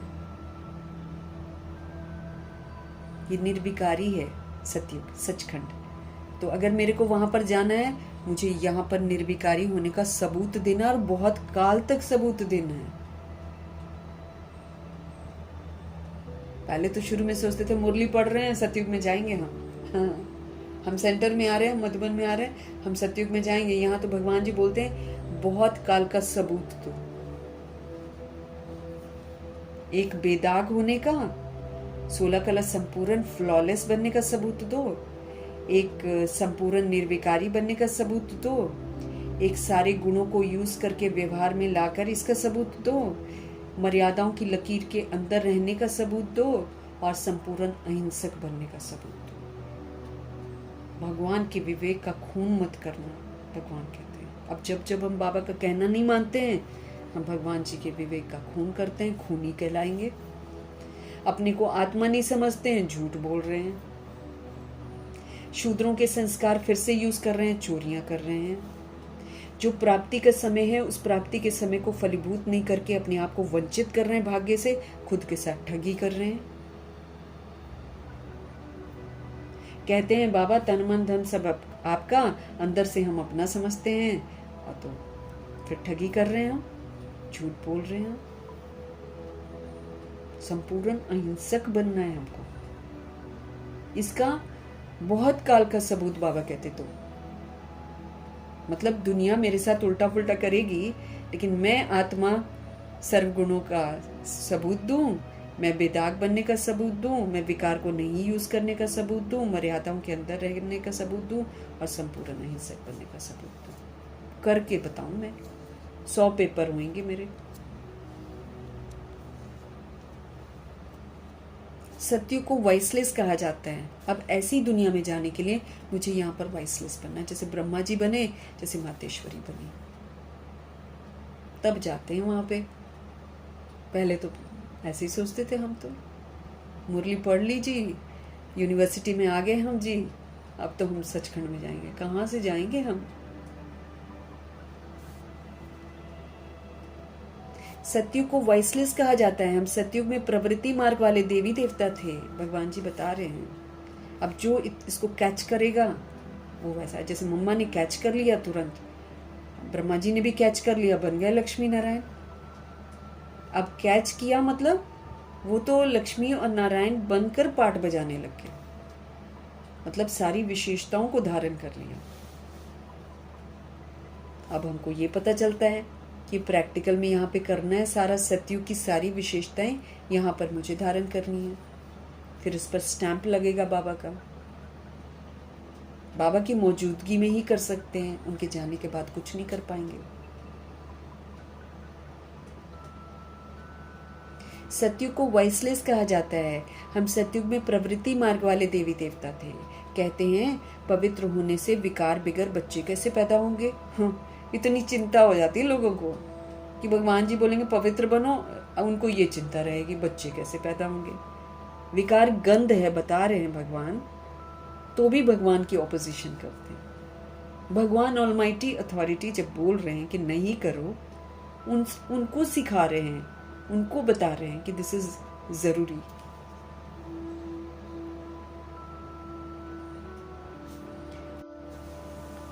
बाबा क्या बोल रहे हैं हमको? सतयुग को वाइसलेस कहा जाता है। हम सतयुग में प्रवृत्ति मार्ग वाले देवी देवता थे। बाबा कहते जो कैच कर लेता है इस बात को, वो सत्यता और दिव्यता को धारण कर लेता है। जो नहीं कर पाता है कैच, वो फिर पीछे आता है। कहते हैं पवित्र होने से विकार बिगर बच्चे कैसे पैदा होंगे। बोलो, हम अपनी राजधानी बाहुबल से नहीं, योग बल से स्थापन करते हैं। बाबा कहते हैं ऐसे बच्चों को बताओ योग बल से संतान आएगी, जिसमें कुंती का एग्जाम्पल दे सकते हैं, सूर्य पुत्र हुआ। एक्चुअली ज्ञान सूर्य के साथ हम योग का बल इकट्ठा करते हैं। इस योग की शक्ति से हम सोल को नीचे बुला लेते हैं और वो आ जाती है। तो उनको बोलो कि हम अपनी राजधानी बाहुबल से नहीं, योग बल से स्थापन करते। तो क्या योग बल से बच्चे नहीं पैदा हो सकते हैं? जबकि है ही वाइसलेस वर्ल्ड, है ही पवित्र गृहस्थाश्रम, तभी तो पूजते हैं देवी देवताओं को। बुद्धि में नहीं घुसता है ना, कलयुग की बुद्धि में नहीं घुसता है।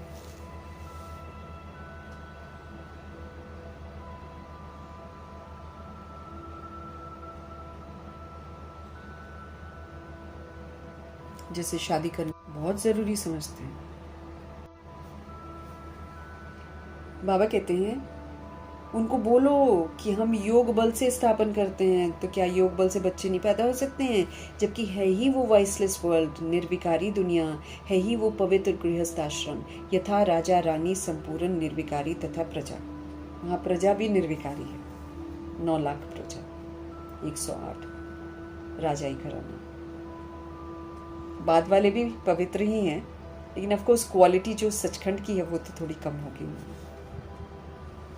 यथा राजा रानी संपूर्ण निर्विकारी तथा प्रजा, यहाँ है संपूर्ण विकारी। सतयुग में विकार होते ही नहीं, उसको कहा जाता है ईश्वर का राज्य। तो जहाँ भगवान है वहाँ पवित्रता है। ईश्वर बाप का स्थापन किया हुआ राज्य। अभी तो है रावण का राज्य, देह के अभिमान का राज्य चल रहा है। शिव बाबा की पूजा होती है जिसने स्वर्ग स्थापन किया है। अभी तो है रावण राज्य, शिव बाबा की पूजा होती है जिसने स्वर्ग स्थापन किया है।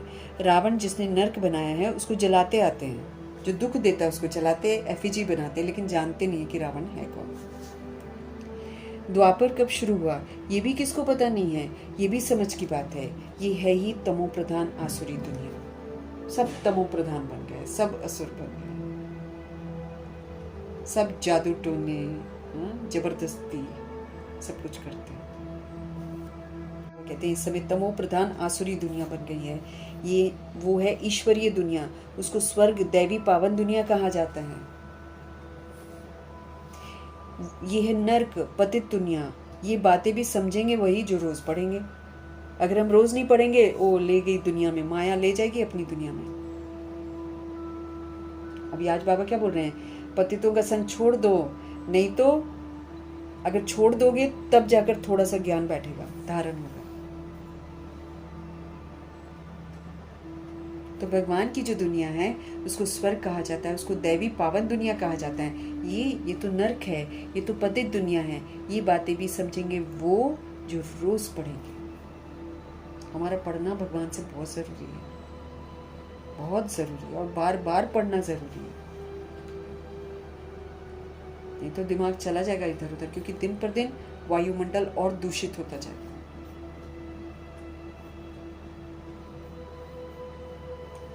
यह है नर्क, यह है पतित दुनिया, बाबा कहते हैं। ये बातें भी समझेंगे वही जो रोज पढ़ेंगे। बहुत कहते फलानी जगह स्कूल थोड़ी है, अरे हेड ऑफिस तो है ना, तुम आकर डायरेक्शन ले जाओ, बड़ी बात तो नहीं है। सृष्टि चक्र को सेकंड में समझाया जाता है। सतयुग त्रेता पास्ट हो गया, फिर द्वापर कलयुग, ये भी तो पास्ट हुआ ना। अभी है संगम युग। नई दुनिया में जाने के लिए हमको अभी पढ़ना है। हर एक का हक है पढ़ने का। बाबा हम नौकरी करते हैं, अच्छा 1 हफ्ता ज्ञान लेकर फिर चले जाना, मुरली मिलती रहेगी। पहले 7 रोज भट्टी में जरूर रहना, एकदम पक्का होकर भट्टी से निकलो। उसके बाद बाबा कहते हैं कि जहाँ भी जाते हो, जहाँ भी धंधा धूरी करते हो करते रहो, लेकिन पहले 7 रोज भट्टी में जरूर रहना। भल 7 रोज आएंगे, परंतु सबकी बुद्धि एक जैसी नहीं रहेगी। कोई कैसे समझेगा ज्ञान को, कोई कैसे समझेगा ज्ञान को। 7 रोज भट्टी माना कोई की भी याद नहीं आनी चाहिए। पहले हुआ करती थी ऐसी भट्टियाँ, बाहर से बिल्कुल कांटेक्ट बंद। अब तो मोबाइल्स है ना, इधर से फोन नहीं जाएगा तो उधर से आ जाएगा। फंसे रहते हैं इधर उधर रिश्तों में। 7 रोज भट्टी माना कोई की भी याद नहीं आनी चाहिए, कोई से पत्र व्यवहार आदि भी ना हो। सब एक जैसा तो समझ नहीं सकते। यहाँ तो पतितों को पावन बनना है। ये पतितपना भी रोग है। पतितपना जो है ना, ये बीमारी है हमको, इसी से हमें हमारे शरीर को रोग लगते हैं। तो जितना जितना हम प्योर होते जाएंगे उतना उतना रोग खत्म हो जाएंगे। अगर पास्ट का कार्मिक अकाउंट भी होगा वो भी हम आराम से सेटल कर लेंगे, जैसे मम्मा ने किया, बाबा ने किया, दादियों ने किया। कष्ट थोड़ी होगा। यहाँ पतितों को पावन बनना है। ये पतितपना भी तो रोग है। आधा कल्प के महारोगी मनुष्य, द्वापर युग से रोग लगने शुरू हुए हैं। ये कलयुग में आकर थोड़ा ज्यादा रोग लग जाते हैं। उनको अलग बिठाना पड़े। कोई का भी संग नहीं करना है हमको, बाबा कहते हैं। कोई का भी संग नहीं करना है हमको ना। पतित जो आते हैं बाहर से वो तो पतित होते हैं ना, तो उनका संग नहीं करना बाबा कहते हैं। तो उनको अलग बिठाना पड़े, कोई का भी संग ना हो। बाहर जाएंगे उल्टा सुल्टा खाएंगे, पतित के हाथ का खाएंगे।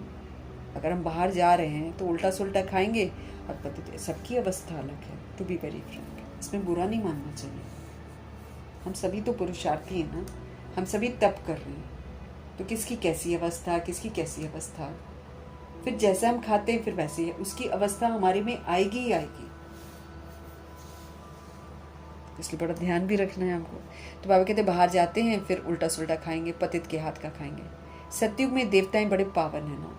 अब वो पावनपन जो है वो हमारा अभी होना चाहिए, उसका सबूत देना है।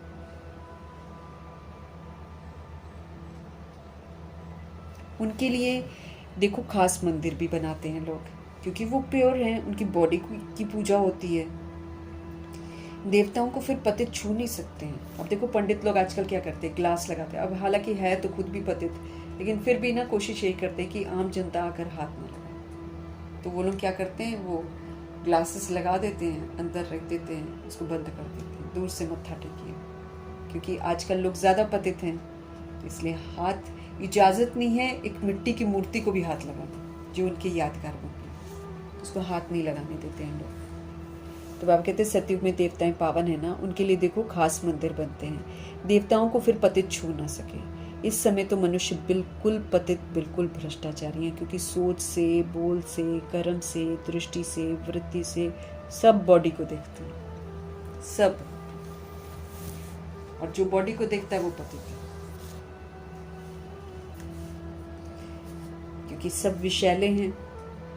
अब विष को देखेंगे तो विष हमारे अंदर आएगा ही आएगा। अगर किसी को कहते तो वो अच्छा लग रहा है या अच्छी लग रही है, तो विष आ गया ना मेरे अंदर। देह तो मुझे अच्छी नहीं लगनी चाहिए किसी की भी, दैहिक दृष्टि तो चाहिए ही नहीं। तो फिर पतित भ्रष्टाचारी हैं, शरीर विष से पैदा होता है। यहाँ पर देवताओं को तो कोई छू नहीं सकता, इसलिए उनको भ्रष्टाचारी कहा जाता है। सन्यासियों का भी, अब भगवान के भ्रष्टाचारी का डेफिनेशन अलग है। दुनिया जो है भ्रष्टाचारी वो स्थूल रीति से बोलती है, यहाँ तो भगवान जी सबको बोलते हैं कि सब भ्रष्टाचारी हो गए। सन्यासियों का भी शरीर विष से बना हुआ है, वो भी तो गर्भ जल से ही निकलते हैं। वो तो इसलिए छोड़ जाते हैं क्योंकि वो सोचते हैं कि अरे ये माँ बाप हैं, शादी करते हैं फिर लड़ते भी रहते हैं, तो उनको ये ज़िंदगी पसंद नहीं आती, लड़ाई झगड़े वाली, इसलिए छोड़ देते हैं। लेकिन क्या करते हैं कि पहले तो जंगलों में रहते हैं, फिर धीरे धीरे शहरों में आ जाते हैं, फिर लोगों के हाथों के, लोगों से ही तो लेते हैं, खुद कमाते नहीं है ना, कर्म संन्यास कर लेते हैं। इसलिए क्या करते हैं, धंधादौरी करते नहीं हैं, जो गृहस्थी दे जाते हैं वही खाते हैं, बस बन गया उनका हिसाब किताब गृहस्थियों के साथ। इसलिए जाते हैं पवित्र रहते हुए भी फिर गर्भजल में जाते हैं। हिसाब किताब देखो, जैसे उस दिन हम लोगों ने पढ़ा था, 1 गिलास पानी भी आपको लौटाना पड़ेगा, किसी का पिया हुआ होगा तो 1 गिलास पानी भी।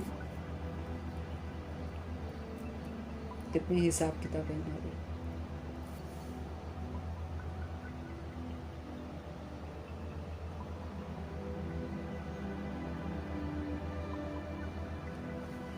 शरीर विष से पैदा होता है, इसलिए उनको भ्रष्टाचारी कहा जाता है। सन्यासियों का भी शरीर विष से बना हुआ, मतलब विकार से बना हुआ है। बाप कहते पहले पहले आत्मा को पवित्र होना है, फिर शरीर भी पवित्र चाहिए। इसलिए पुराने इम्प्योर शरीर सब विनाश हो जाने हैं। पहले सोल पवित्र बनती है, फिर अब एक पवित्र सोल को पवित्र बॉडी मिलेगी, इसलिए उसकी पुरानी बॉडी की तो विनाश होगी। तो शरीर भी पवित्र चाहिए, इसलिए सारे पुराने इम्प्योर शरीर सब विनाश हो जाने हैं। सबको, सब रूहों को वापस घर जाना ही है। ये है कयामत का समय। इस समय सारी तैयारी हो रही है वापस चलने की। सबको पवित्र बन वापस घर जाना है। भारत में ही होलिका मनाते हैं। यहाँ 5 तत्वों के शरीर तमो प्रधान है। सभी के शरीर 5 तत्वों के बने हुए हैं, लेकिन विकार से बने हुए हैं, इसलिए सब के सब तमो प्रधान है।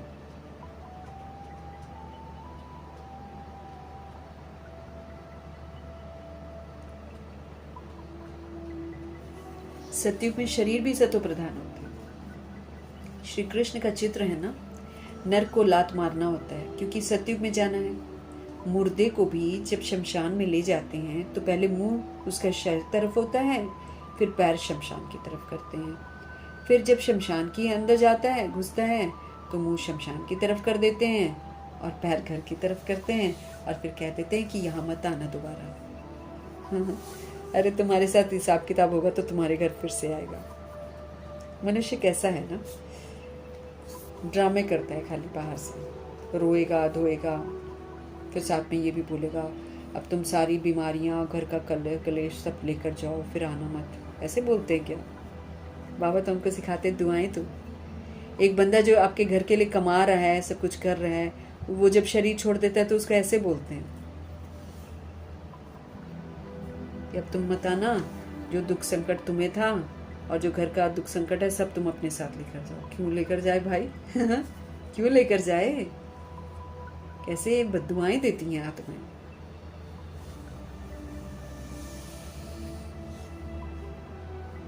मुर्दे को भी जब शमशान में ले जाते हैं तो पहले मुंह शहर की तरफ रखते हैं, पैर शमशान की तरफ करते हैं और फिर जब शमशान के अंदर घुसते हैं तो मुंह शमशान की तरफ कर देते हैं। अभी तुम स्वर्ग में जाते हो तो तुम्हारा मुंह उस तरफ है, शांति धाम और सुख धाम पैर दुख धाम की तरफ है। अब हमको कहाँ पैर करने हैं? दुख धाम की तरफ, और मुख करना है हमको शांति धाम और सुख धाम की तरफ, क्योंकि हमको वैसा बनना है। घर वापस जाने के लिए मुझे निराकारी बनना है और सुख धाम में आने के लिए मुझे क्वालिफाई करना है। सर्वगुणों से संपन्न, 16 कला संपूर्ण, संपूर्ण निर्विकारी, मर्यादा पुरुषोत्तम और संपूर्ण अहिंसक, ये ऊंची क्वालिफिकेशन है। ये क्वालिफाई करेंगे तो सचखंड में जाएंगे, नहीं तो कौन घुसने देगा? दरवाजा बंद रहेगा। बाबा कहते वो तो मुर्दे की बात है ना। यहाँ तो पुरुषार्थ करना है, इसलिए उधर को मुंह करना है हमको। वो तो मुर्दे के लिए बोलते हैं, लेकिन हम सभी आत्माएं जो हैं, हम आत्माओं को बोला जा रहा है कि मुंह शांति धाम और सुख धाम की तरफ करो, ताकि हम वैसे बने। कंसंट्रेट करके हम क्वालिफाई करें, और दुख धाम को नहीं कॉपी करना है, इसलिए दुख धाम की तरफ पैर कर देंगे। यहाँ तो पुरुषार्थ करना होता है ना। स्वीट होम को याद करते करते हम आत्माएं फिर स्वीट होम में चली जाएंगी। याद करेंगे, निराकारी बनेंगे, निर्वैर बनेंगे, निर्भय बनेंगे, तब तो जाएंगे ना। तुम आत्माएं स्वीट होम में चली जाएंगी। ये है बुद्धि की प्रैक्टिस।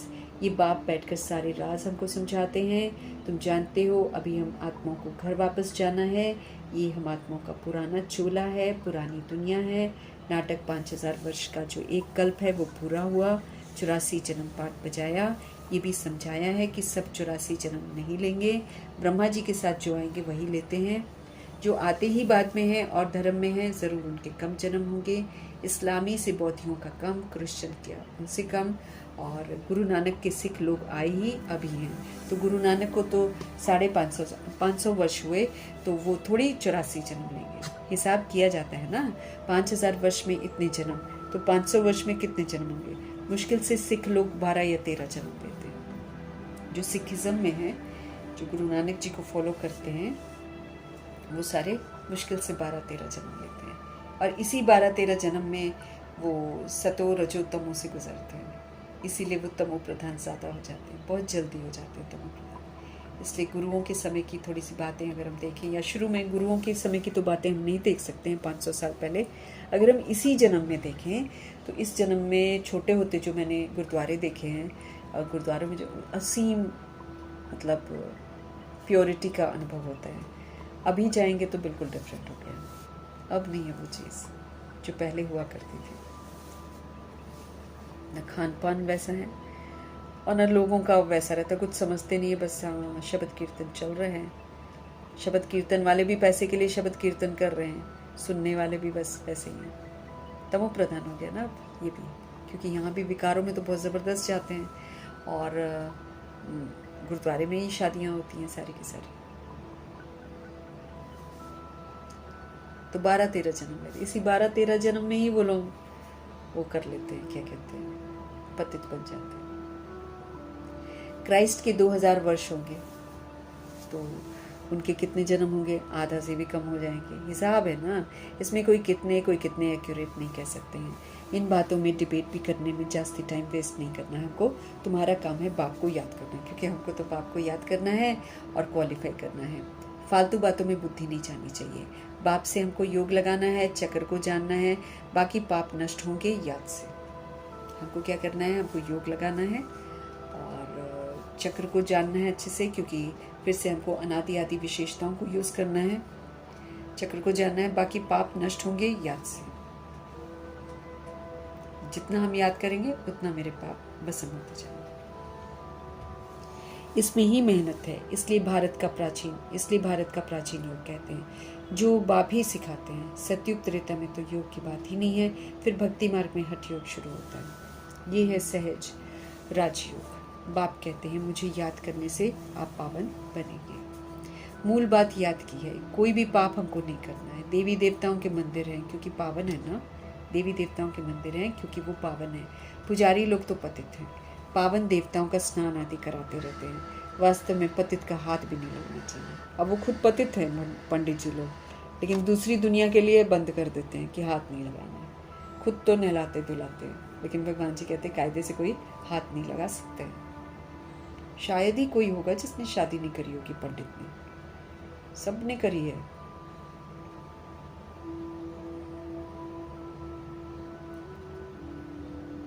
मुझे याद करने से तुम पावन बनेंगे।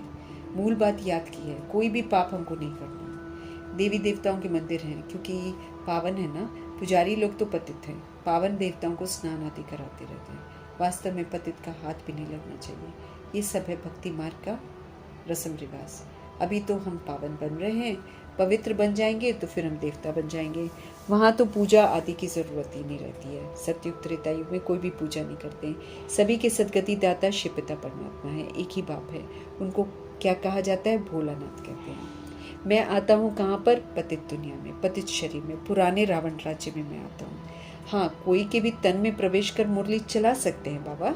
जैसे शुरू में था ना, कभी जैसे दादी एक बार बहुत बीमार हो गई थी तो दादी ने कहा कि मैं नहीं कर पा रही हूँ बाबा, आप किसी और, लोग बहुत आए हुए हैं, आप किसी और को यूज़ करके मैसेज दे दो। तो बाबा ने किया था, थोड़ा सा संदेश दिया था।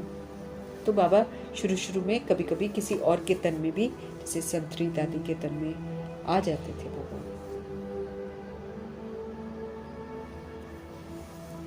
मैं आता हूँ पतित दुनिया में, पतित शरीर में, पुराने रावण राज्य में। हाँ, कोई के भी तन में प्रवेश कर मुरली चला सकते हैं। इसका मतलब ये नहीं है कि वो सर्वव्यापी है। इसका मतलब ये नहीं है कि वो सर्वव्यापी है। हर एक में तो अपनी अपनी आत्मा है। फॉर्म में भी लिखवाया जाता है कि तुम्हारी आत्मा का बाप कौन, परंतु समझते नहीं है। आत्माओं का बाप तो एक ही होगा ना। हम सभी आत्माएं ब्रदर्स हैं।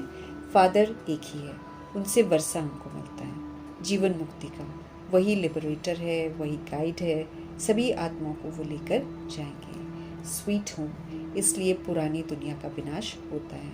होलिका होती है ना, शरीर सारे खत्म हो जाएंगे, शरीर सारे खत्म हो जाएंगे, बाकी आत्माएं सब वापस घर चली जाएंगे। सतयुग में तो फिर बहुत थोड़े होंगे। समझना चाहिए कि स्वर्ग की स्थापना कौन कराते हैं, कलयुग का विनाश फिर कौन कराते हैं। सो तो क्लियर लिखा हुआ है कि कलयुग का विनाश कौन कराते हैं और स्वर्ग की स्थापना कौन कराते हैं। कहते हैं मिठरा घूर तो घुराए। अगर आप प्यार करोगे शिव बाबा से तो प्यार मिलेगा। बाप कहते हैं जो मेरे अर्थ बहुत सर्विस करते हैं मनुष्य को देवता बनाने की, वो जास्ती प्यारे लगते हैं बाबा को। जो पुरुषार्थ करेंगे वही तो ऊंच वर्षा पाएंगे। वर्षा किसको पाना है? आत्मा को पाना है, परमात्मा बाप से पाना है। आत्म अभिमानी हमको बनना पड़े, इसका मुझे सबूत देना पड़े। चलते फिरते उठते बैठते मैं आत्मा परमात्मा की संतान हूँ, सतोगुणी हूँ और परम धाम निवासी हूँ। इस स्मृति में रहना, नेचुरल स्मृति में रहकर पाठ बजाना, तब कहेंगे आत्म अभिमानी। सिर्फ बाबा की यादों में रहना, तो आत्म अभिमानी हमको बनना पड़े।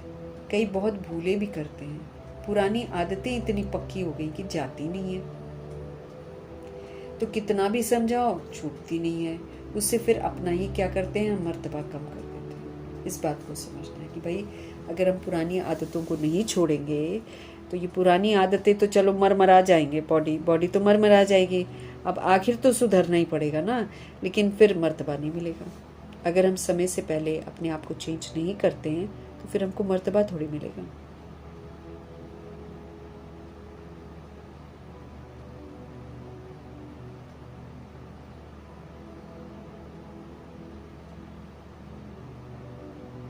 तो पुरानी आदतें जो पक्की हो गई हैं, बाबा कहते हैं इनको हटाना है।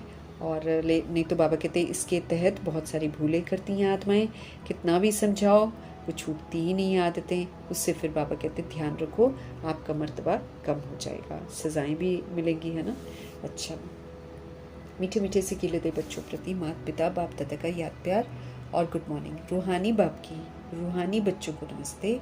हम रूहानी बच्चों की भी रूहानी बाप को दिल से, जान से, सिक से, प्रेम से, अदब से, पूरे रिस्पेक्ट से, पूरे रिगार्ड से, मोहब्बत भरी, स्नेह भरी, प्यार भरी नमस्ते और तहे दिल से मीठे परमात्मा जी का धन्यवाद करेंगे।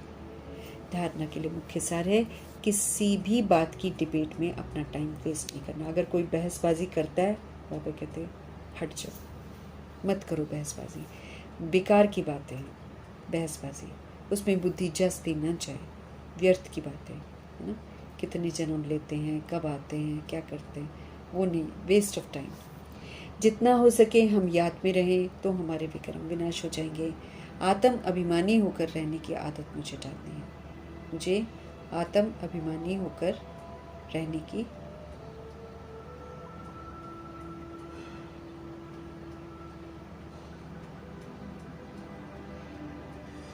तो आत्म अभिमानी रहने की हमको आदत डालनी है। हमेशा आत्मा हूँ समझ कर ही पाठ बजाना है। जितना हो सके हम याद की यात्रा में रहें और अपने किए हुए जो विक्रम हैं उनको हम विनाश करें। इस पुरानी दुनिया से हमें अपना मुंह बिल्कुल फेर लेना है। शांति धाम और सुख धाम को हमें याद करना है, क्योंकि वहाँ जाने के लिए हमको संपूर्ण पवित्र बनना है, बेदाग बनना है, निर्विकारी बनना है, संपूर्ण अहिंसक बनना है। इसलिए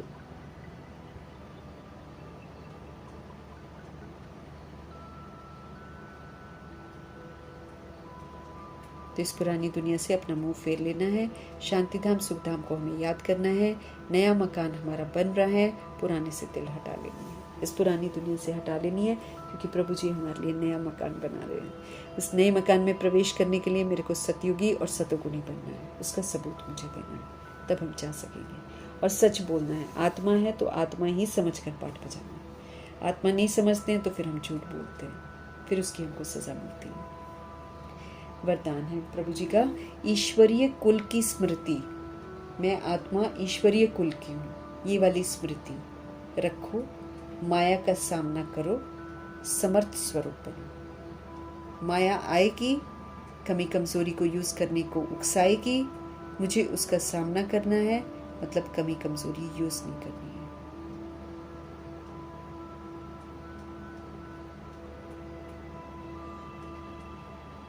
तो ईश्वरीय कुल की स्मृति मुझे सदा बनी रहे। मैं आत्मा ईश्वरीय कुल की हूँ। अगर मेरे को ये स्मृति रहेगी तो मैं परमात्मा की याद में हूँ, फिर मैं समर्थ रहूँगी। माया जितना मर्जी मुझे कमज़ोर बनाने की कोशिश करे, हम माया से कमज़ोर नहीं बनेंगे, बल्कि उसका सामना करके हमेशा पावरफुल स्वरूप बनकर रहेंगे। किसी भी कार्य में सफलता प्राप्त करनी है तो पहले तो स्मृति द्वारा समर्थी स्वरूप बनो। पहले तो अपनी स्मृति को स्ट्रांग बनाओ। स्मृति स्ट्रांग, फिर हम पावरफुल बन जाएंगे, फिर उसका स्वरूप बन जाओ, मतलब वैसा ही फिर पाठ बजाओ। जब पाठ बजाते हैं तो फिर हम स्वरूप बन जाते हैं। समर्थी आने से माया का सामना करना सहज हो जाएगा। जब हम शक्तिशाली बन जाते हैं, जब हम अपने आप को ईश्वरीय कुल का समझते हैं, जब हम समझते हैं कि प्रभु जी हमारे साथ हैं, तो समर्थी आने से माया का सामना करना बड़ा इजी हो जाता है। हम माया को आराम से फेस कर लेंगे, माया के वशीभूत नहीं होंगे, कमी कमजोरियों को हम यूज़ नहीं करेंगे, क्योंकि जैसी स्मृति होती है ना, जैसी मेरी सोच होगी, वैसा ही हम स्वरूप बनेंगे। जैसे बाबा कभी कभी एग्जाम्पल बताते हैं कि अगर कोई राजपूत खानदान में पैदा होता है और कमज़ोर होता है तो उसको बार बार सुनाते रहते हैं, तुम राजपूत हो, राजपूत हो, राजपूत ऐसे होते, राजपूत ऐसे होते, बोलते बोलते उसको राजपूत बना देते। ऐसे ही यहाँ पर क्या है कि हमको ऐसे बॉडी वाली जाति तो नहीं है, लेकिन हम सोल्स पावरफुल हैं, है ना। हम सोल्स परमधाम के रहने वाले हैं। हमारी ओरिजिनलिटी अनादि आदि विशेषताएं हैं, और जो इतने सारे स्वमान भगवान जी देते हैं। जब हम वो स्वमान को बार बार स्मृति में लाएंगे तो हमारी स्मृति जो है ना, वो हमको पावरफुल बना देगी, और इसी समर्थी से फिर हम दूसरों को भी एम्पावर कर सकेंगे, है ना। तो ईश्वरीय कुल की स्मृति के द्वारा माया का सामना करने वाले हमेशा समर्थ स्वरूप भव। किसी भी कार्य में सफलता प्राप्त करनी है तो पहले अपनी स्मृति को पावरफुल बनाओ, उससे फिर समर्थी स्वरूप बनेंगे। समर्थी आने से माया का सामना करना सहज हो जाएगा। जैसी स्मृति होती है वैसा ही स्वरूप बन जाता है ना। जैसे कल भी बाबा ने समझाया था ना कि अगर जैसे किसी में सरलता के संस्कार होते हैं, है ना, मधुरता के संस्कार अगर होते हैं तो वो उसका स्वरूप बन ही जाता है। इसी तरीके से बाबा ने बोला कि अगर तुम बाप दादा के गुण और बाप दादा के कर्तव्य को अपना संस्कार बनाओगे ना, तो लोग जब आपको देखेंगे ना तो बोलेंगे ये तो बाप दादा जैसे, ये तो बाप समान, ये तो बाप समान। उसी तरीके से जब बाबा की दी हुई स्मृतियों को हम पक्का करते जाएंगे तो ये स्मृतियों का पाठ बन जाएंगे हम, फिर हम वैसे ही पाठ बजाएंगे, स्वरूप बन जाएंगे। इसलिए सदा पावरफुल स्मृति रहे। भगवान जी कहते हैं हमेशा स्मृतियों को अपने पावरफुल रखो, कि जब तक ये ईश्वरीय जन्म है तब तक हर सेकंड, हर संकल्प, हर कार्य ईश्वरीय सेवा पर।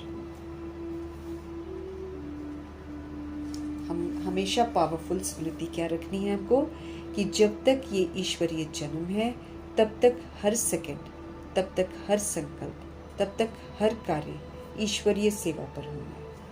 हमारा ये ईश्वरीय कुल है, ये स्मृति की सीट सर्व कमजोरियों को समाप्त कर देगी। हमारा ईश्वरीय कुल है, मैं आत्मा ईश्वरीय कुल की हूँ।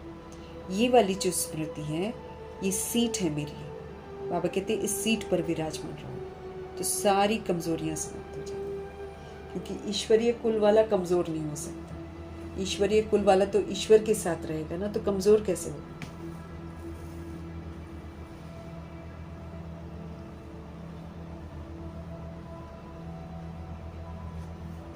तो सदा पावरफुल स्मृति रखनी है, मैं आत्मा ईश्वरीय कुल की हूँ, ये मेरा ईश्वरीय जन्म है। ये स्मृति मुझे सदा रहे। भगवान ने मुझे जन्म दिया है, तो हर सेकंड जब तक मैं इस जन्म में हूँ, तब तक मेरा हर सेकंड, तब तक मेरा हर संकल्प, तब तक मेरा हर कार्य ईश्वरीय सेवा, है ना, ईश्वरीय सेवा पर हूँ हर समय। हमको ऐसे अपनी स्मृतियों को स्ट्रांग बनाना है। स्मृति स्ट्रांग तो फिर हमारा जो समर्थी आ जाएगी। जैसे बाबा ने एक दिन हमको बताया था, विश्व का सेवाधारी वो है, विश्व सेवाधारी वो है जिसके चलने में, जिसके बोलने में, जिसके देखने में, जिसके सुनने में, जिसकी वृत्ति में, जिसकी कर्म करने में भी सेवा है। वो है विश्व सेवाधारी। जैसे मम्मा और बाबा थे, उनके चलने में भी सेवा थी, उनके बोलने में भी सेवा थी, उनके देखने में भी सेवा थी, उनके सुनने में भी सेवा थी, उनकी वृत्ति में, उनके कर्म करने में, सब में, दृष्टि में, सब में सेवा थी। वो दृष्टि भी तो देते थे, तो आत्मिक दृष्टि देते थे, वो भी तो एक सेवा है ना। उसको बाबा विश्व सेवाधारी का टाइटल दिया, क्योंकि वो फिर जब चल रहा है तो धरती की सेवा हो रही है, जो सोच रहा है तो वायुमंडल की सेवा हो रही है। उसको बाबा विश्व सेवाधारी बोलते हैं। इसी तरह बाबा बोल रहे हैं कि अगर तुमको ये स्मृति रहे कि मैं ईश्वरीय कुल की हूँ, मैं ईश्वरीय संतान हूँ, ये मेरा ईश्वरीय जन्म है, ये मेरी स्मृति की सीट है। बाबा कहते हैं इस सीट पर रहो तुम, सारी कमजोरियाँ खत्म। फिर तुम कमजोर एक्ट थोड़ी करोगे। अगर तुम ईश्वर के कुल के हो तो कमजोरी के एक्ट्स नहीं करोगे।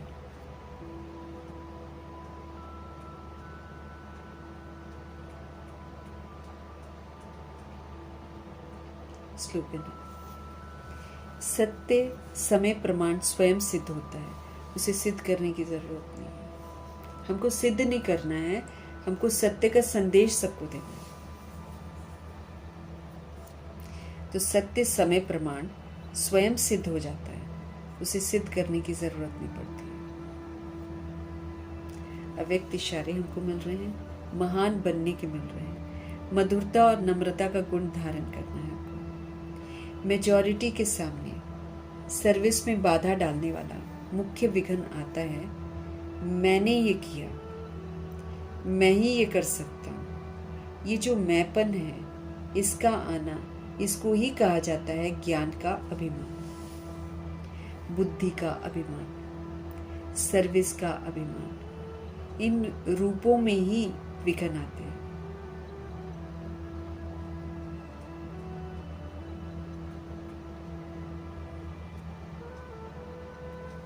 ये मैंपन आना, इसको ही कहा जाता है ज्ञान का अभिमान, इसको कहा जाता है बुद्धि का अभिमान, इसको कहा जाता है सर्विस का अभिमान। इन रूपों में ही तो विघ्न आते हैं। इस प्रकार के विघ्नों को समाप्त करने के लिए सदा एक शब्द याद रखना है कि मैं निमित्त हूँ।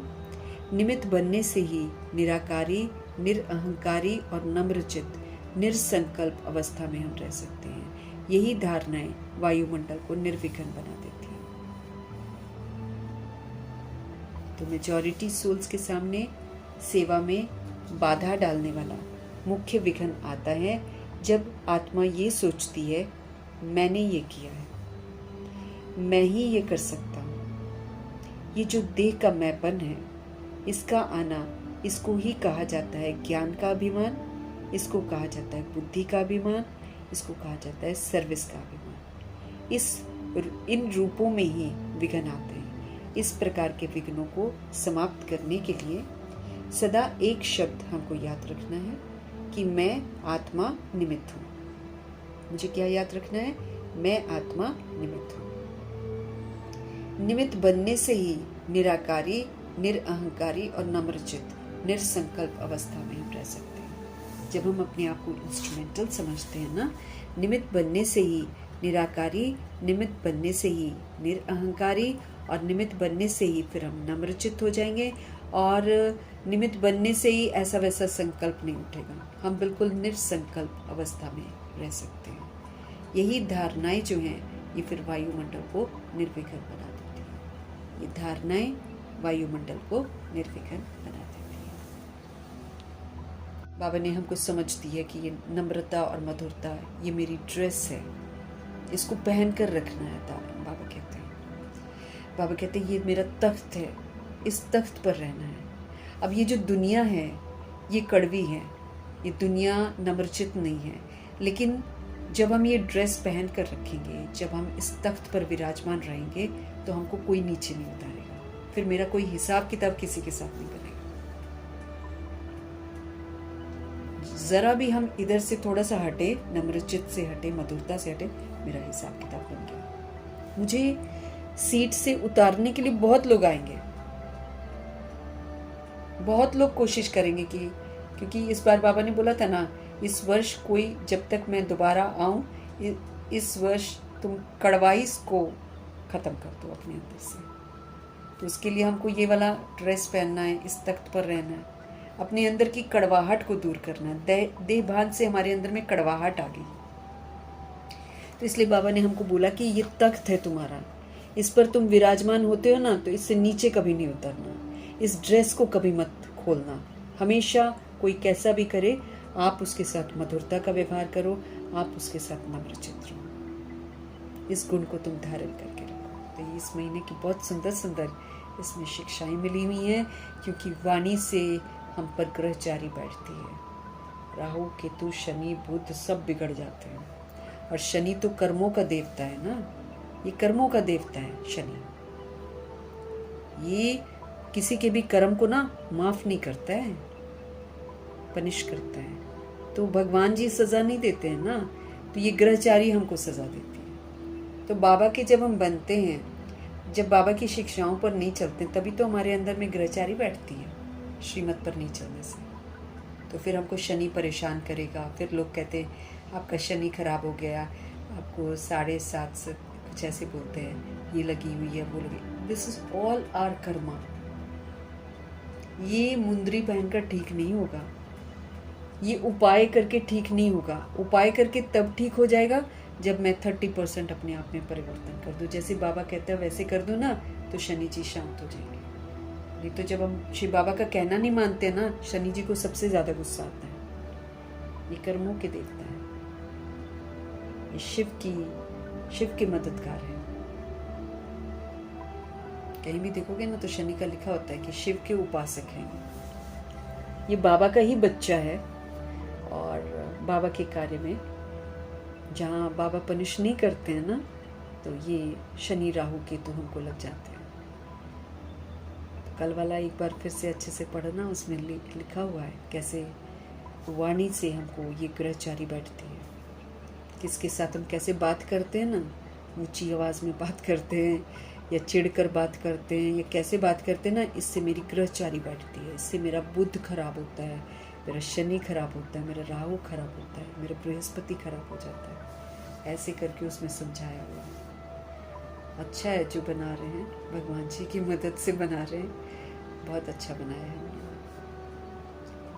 मीठे परमात्मा जी की मीठी समझाने के लिए हम धन्यवाद करेंगे। ब्रह्मा माँ का धन्यवाद करेंगे, जगदम्बा माँ का धन्यवाद, कुलसार दादी जी का धन्यवाद, अष्ट रत्नों का धन्यवाद, नवग्रहों का धन्यवाद, एडवांस पार्टी की सारी सोल्स का धन्यवाद, बची हुई जितनी भी आत्माएं हैं सबका धन्यवाद करेंगे। 5 तत्वों का धन्यवाद करेंगे, ड्रामा का धन्यवाद, प्रकृति का धन्यवाद, माया का धन्यवाद, यमदूत का धन्यवाद, करोड़ों की आबादी का धन्यवाद करेंगे और साधनों का धन्यवाद, साधन बनाने वालों का धन्यवाद, साथ में रहने वाली सोल्स का धन्यवाद, सहयोगी आत्माओं का धन्यवाद, अविनाशी खजानों का धन्यवाद, समय का धन्यवाद, शरीर रूपी इंस्ट्रूमेंट का धन्यवाद, आप सभी सोल्स का धन्यवाद, सृष्टि की मेहमान नवाजी का तहे दिल से धन्यवाद करेंगे। धन्यवाद करते हुए ओम शांति।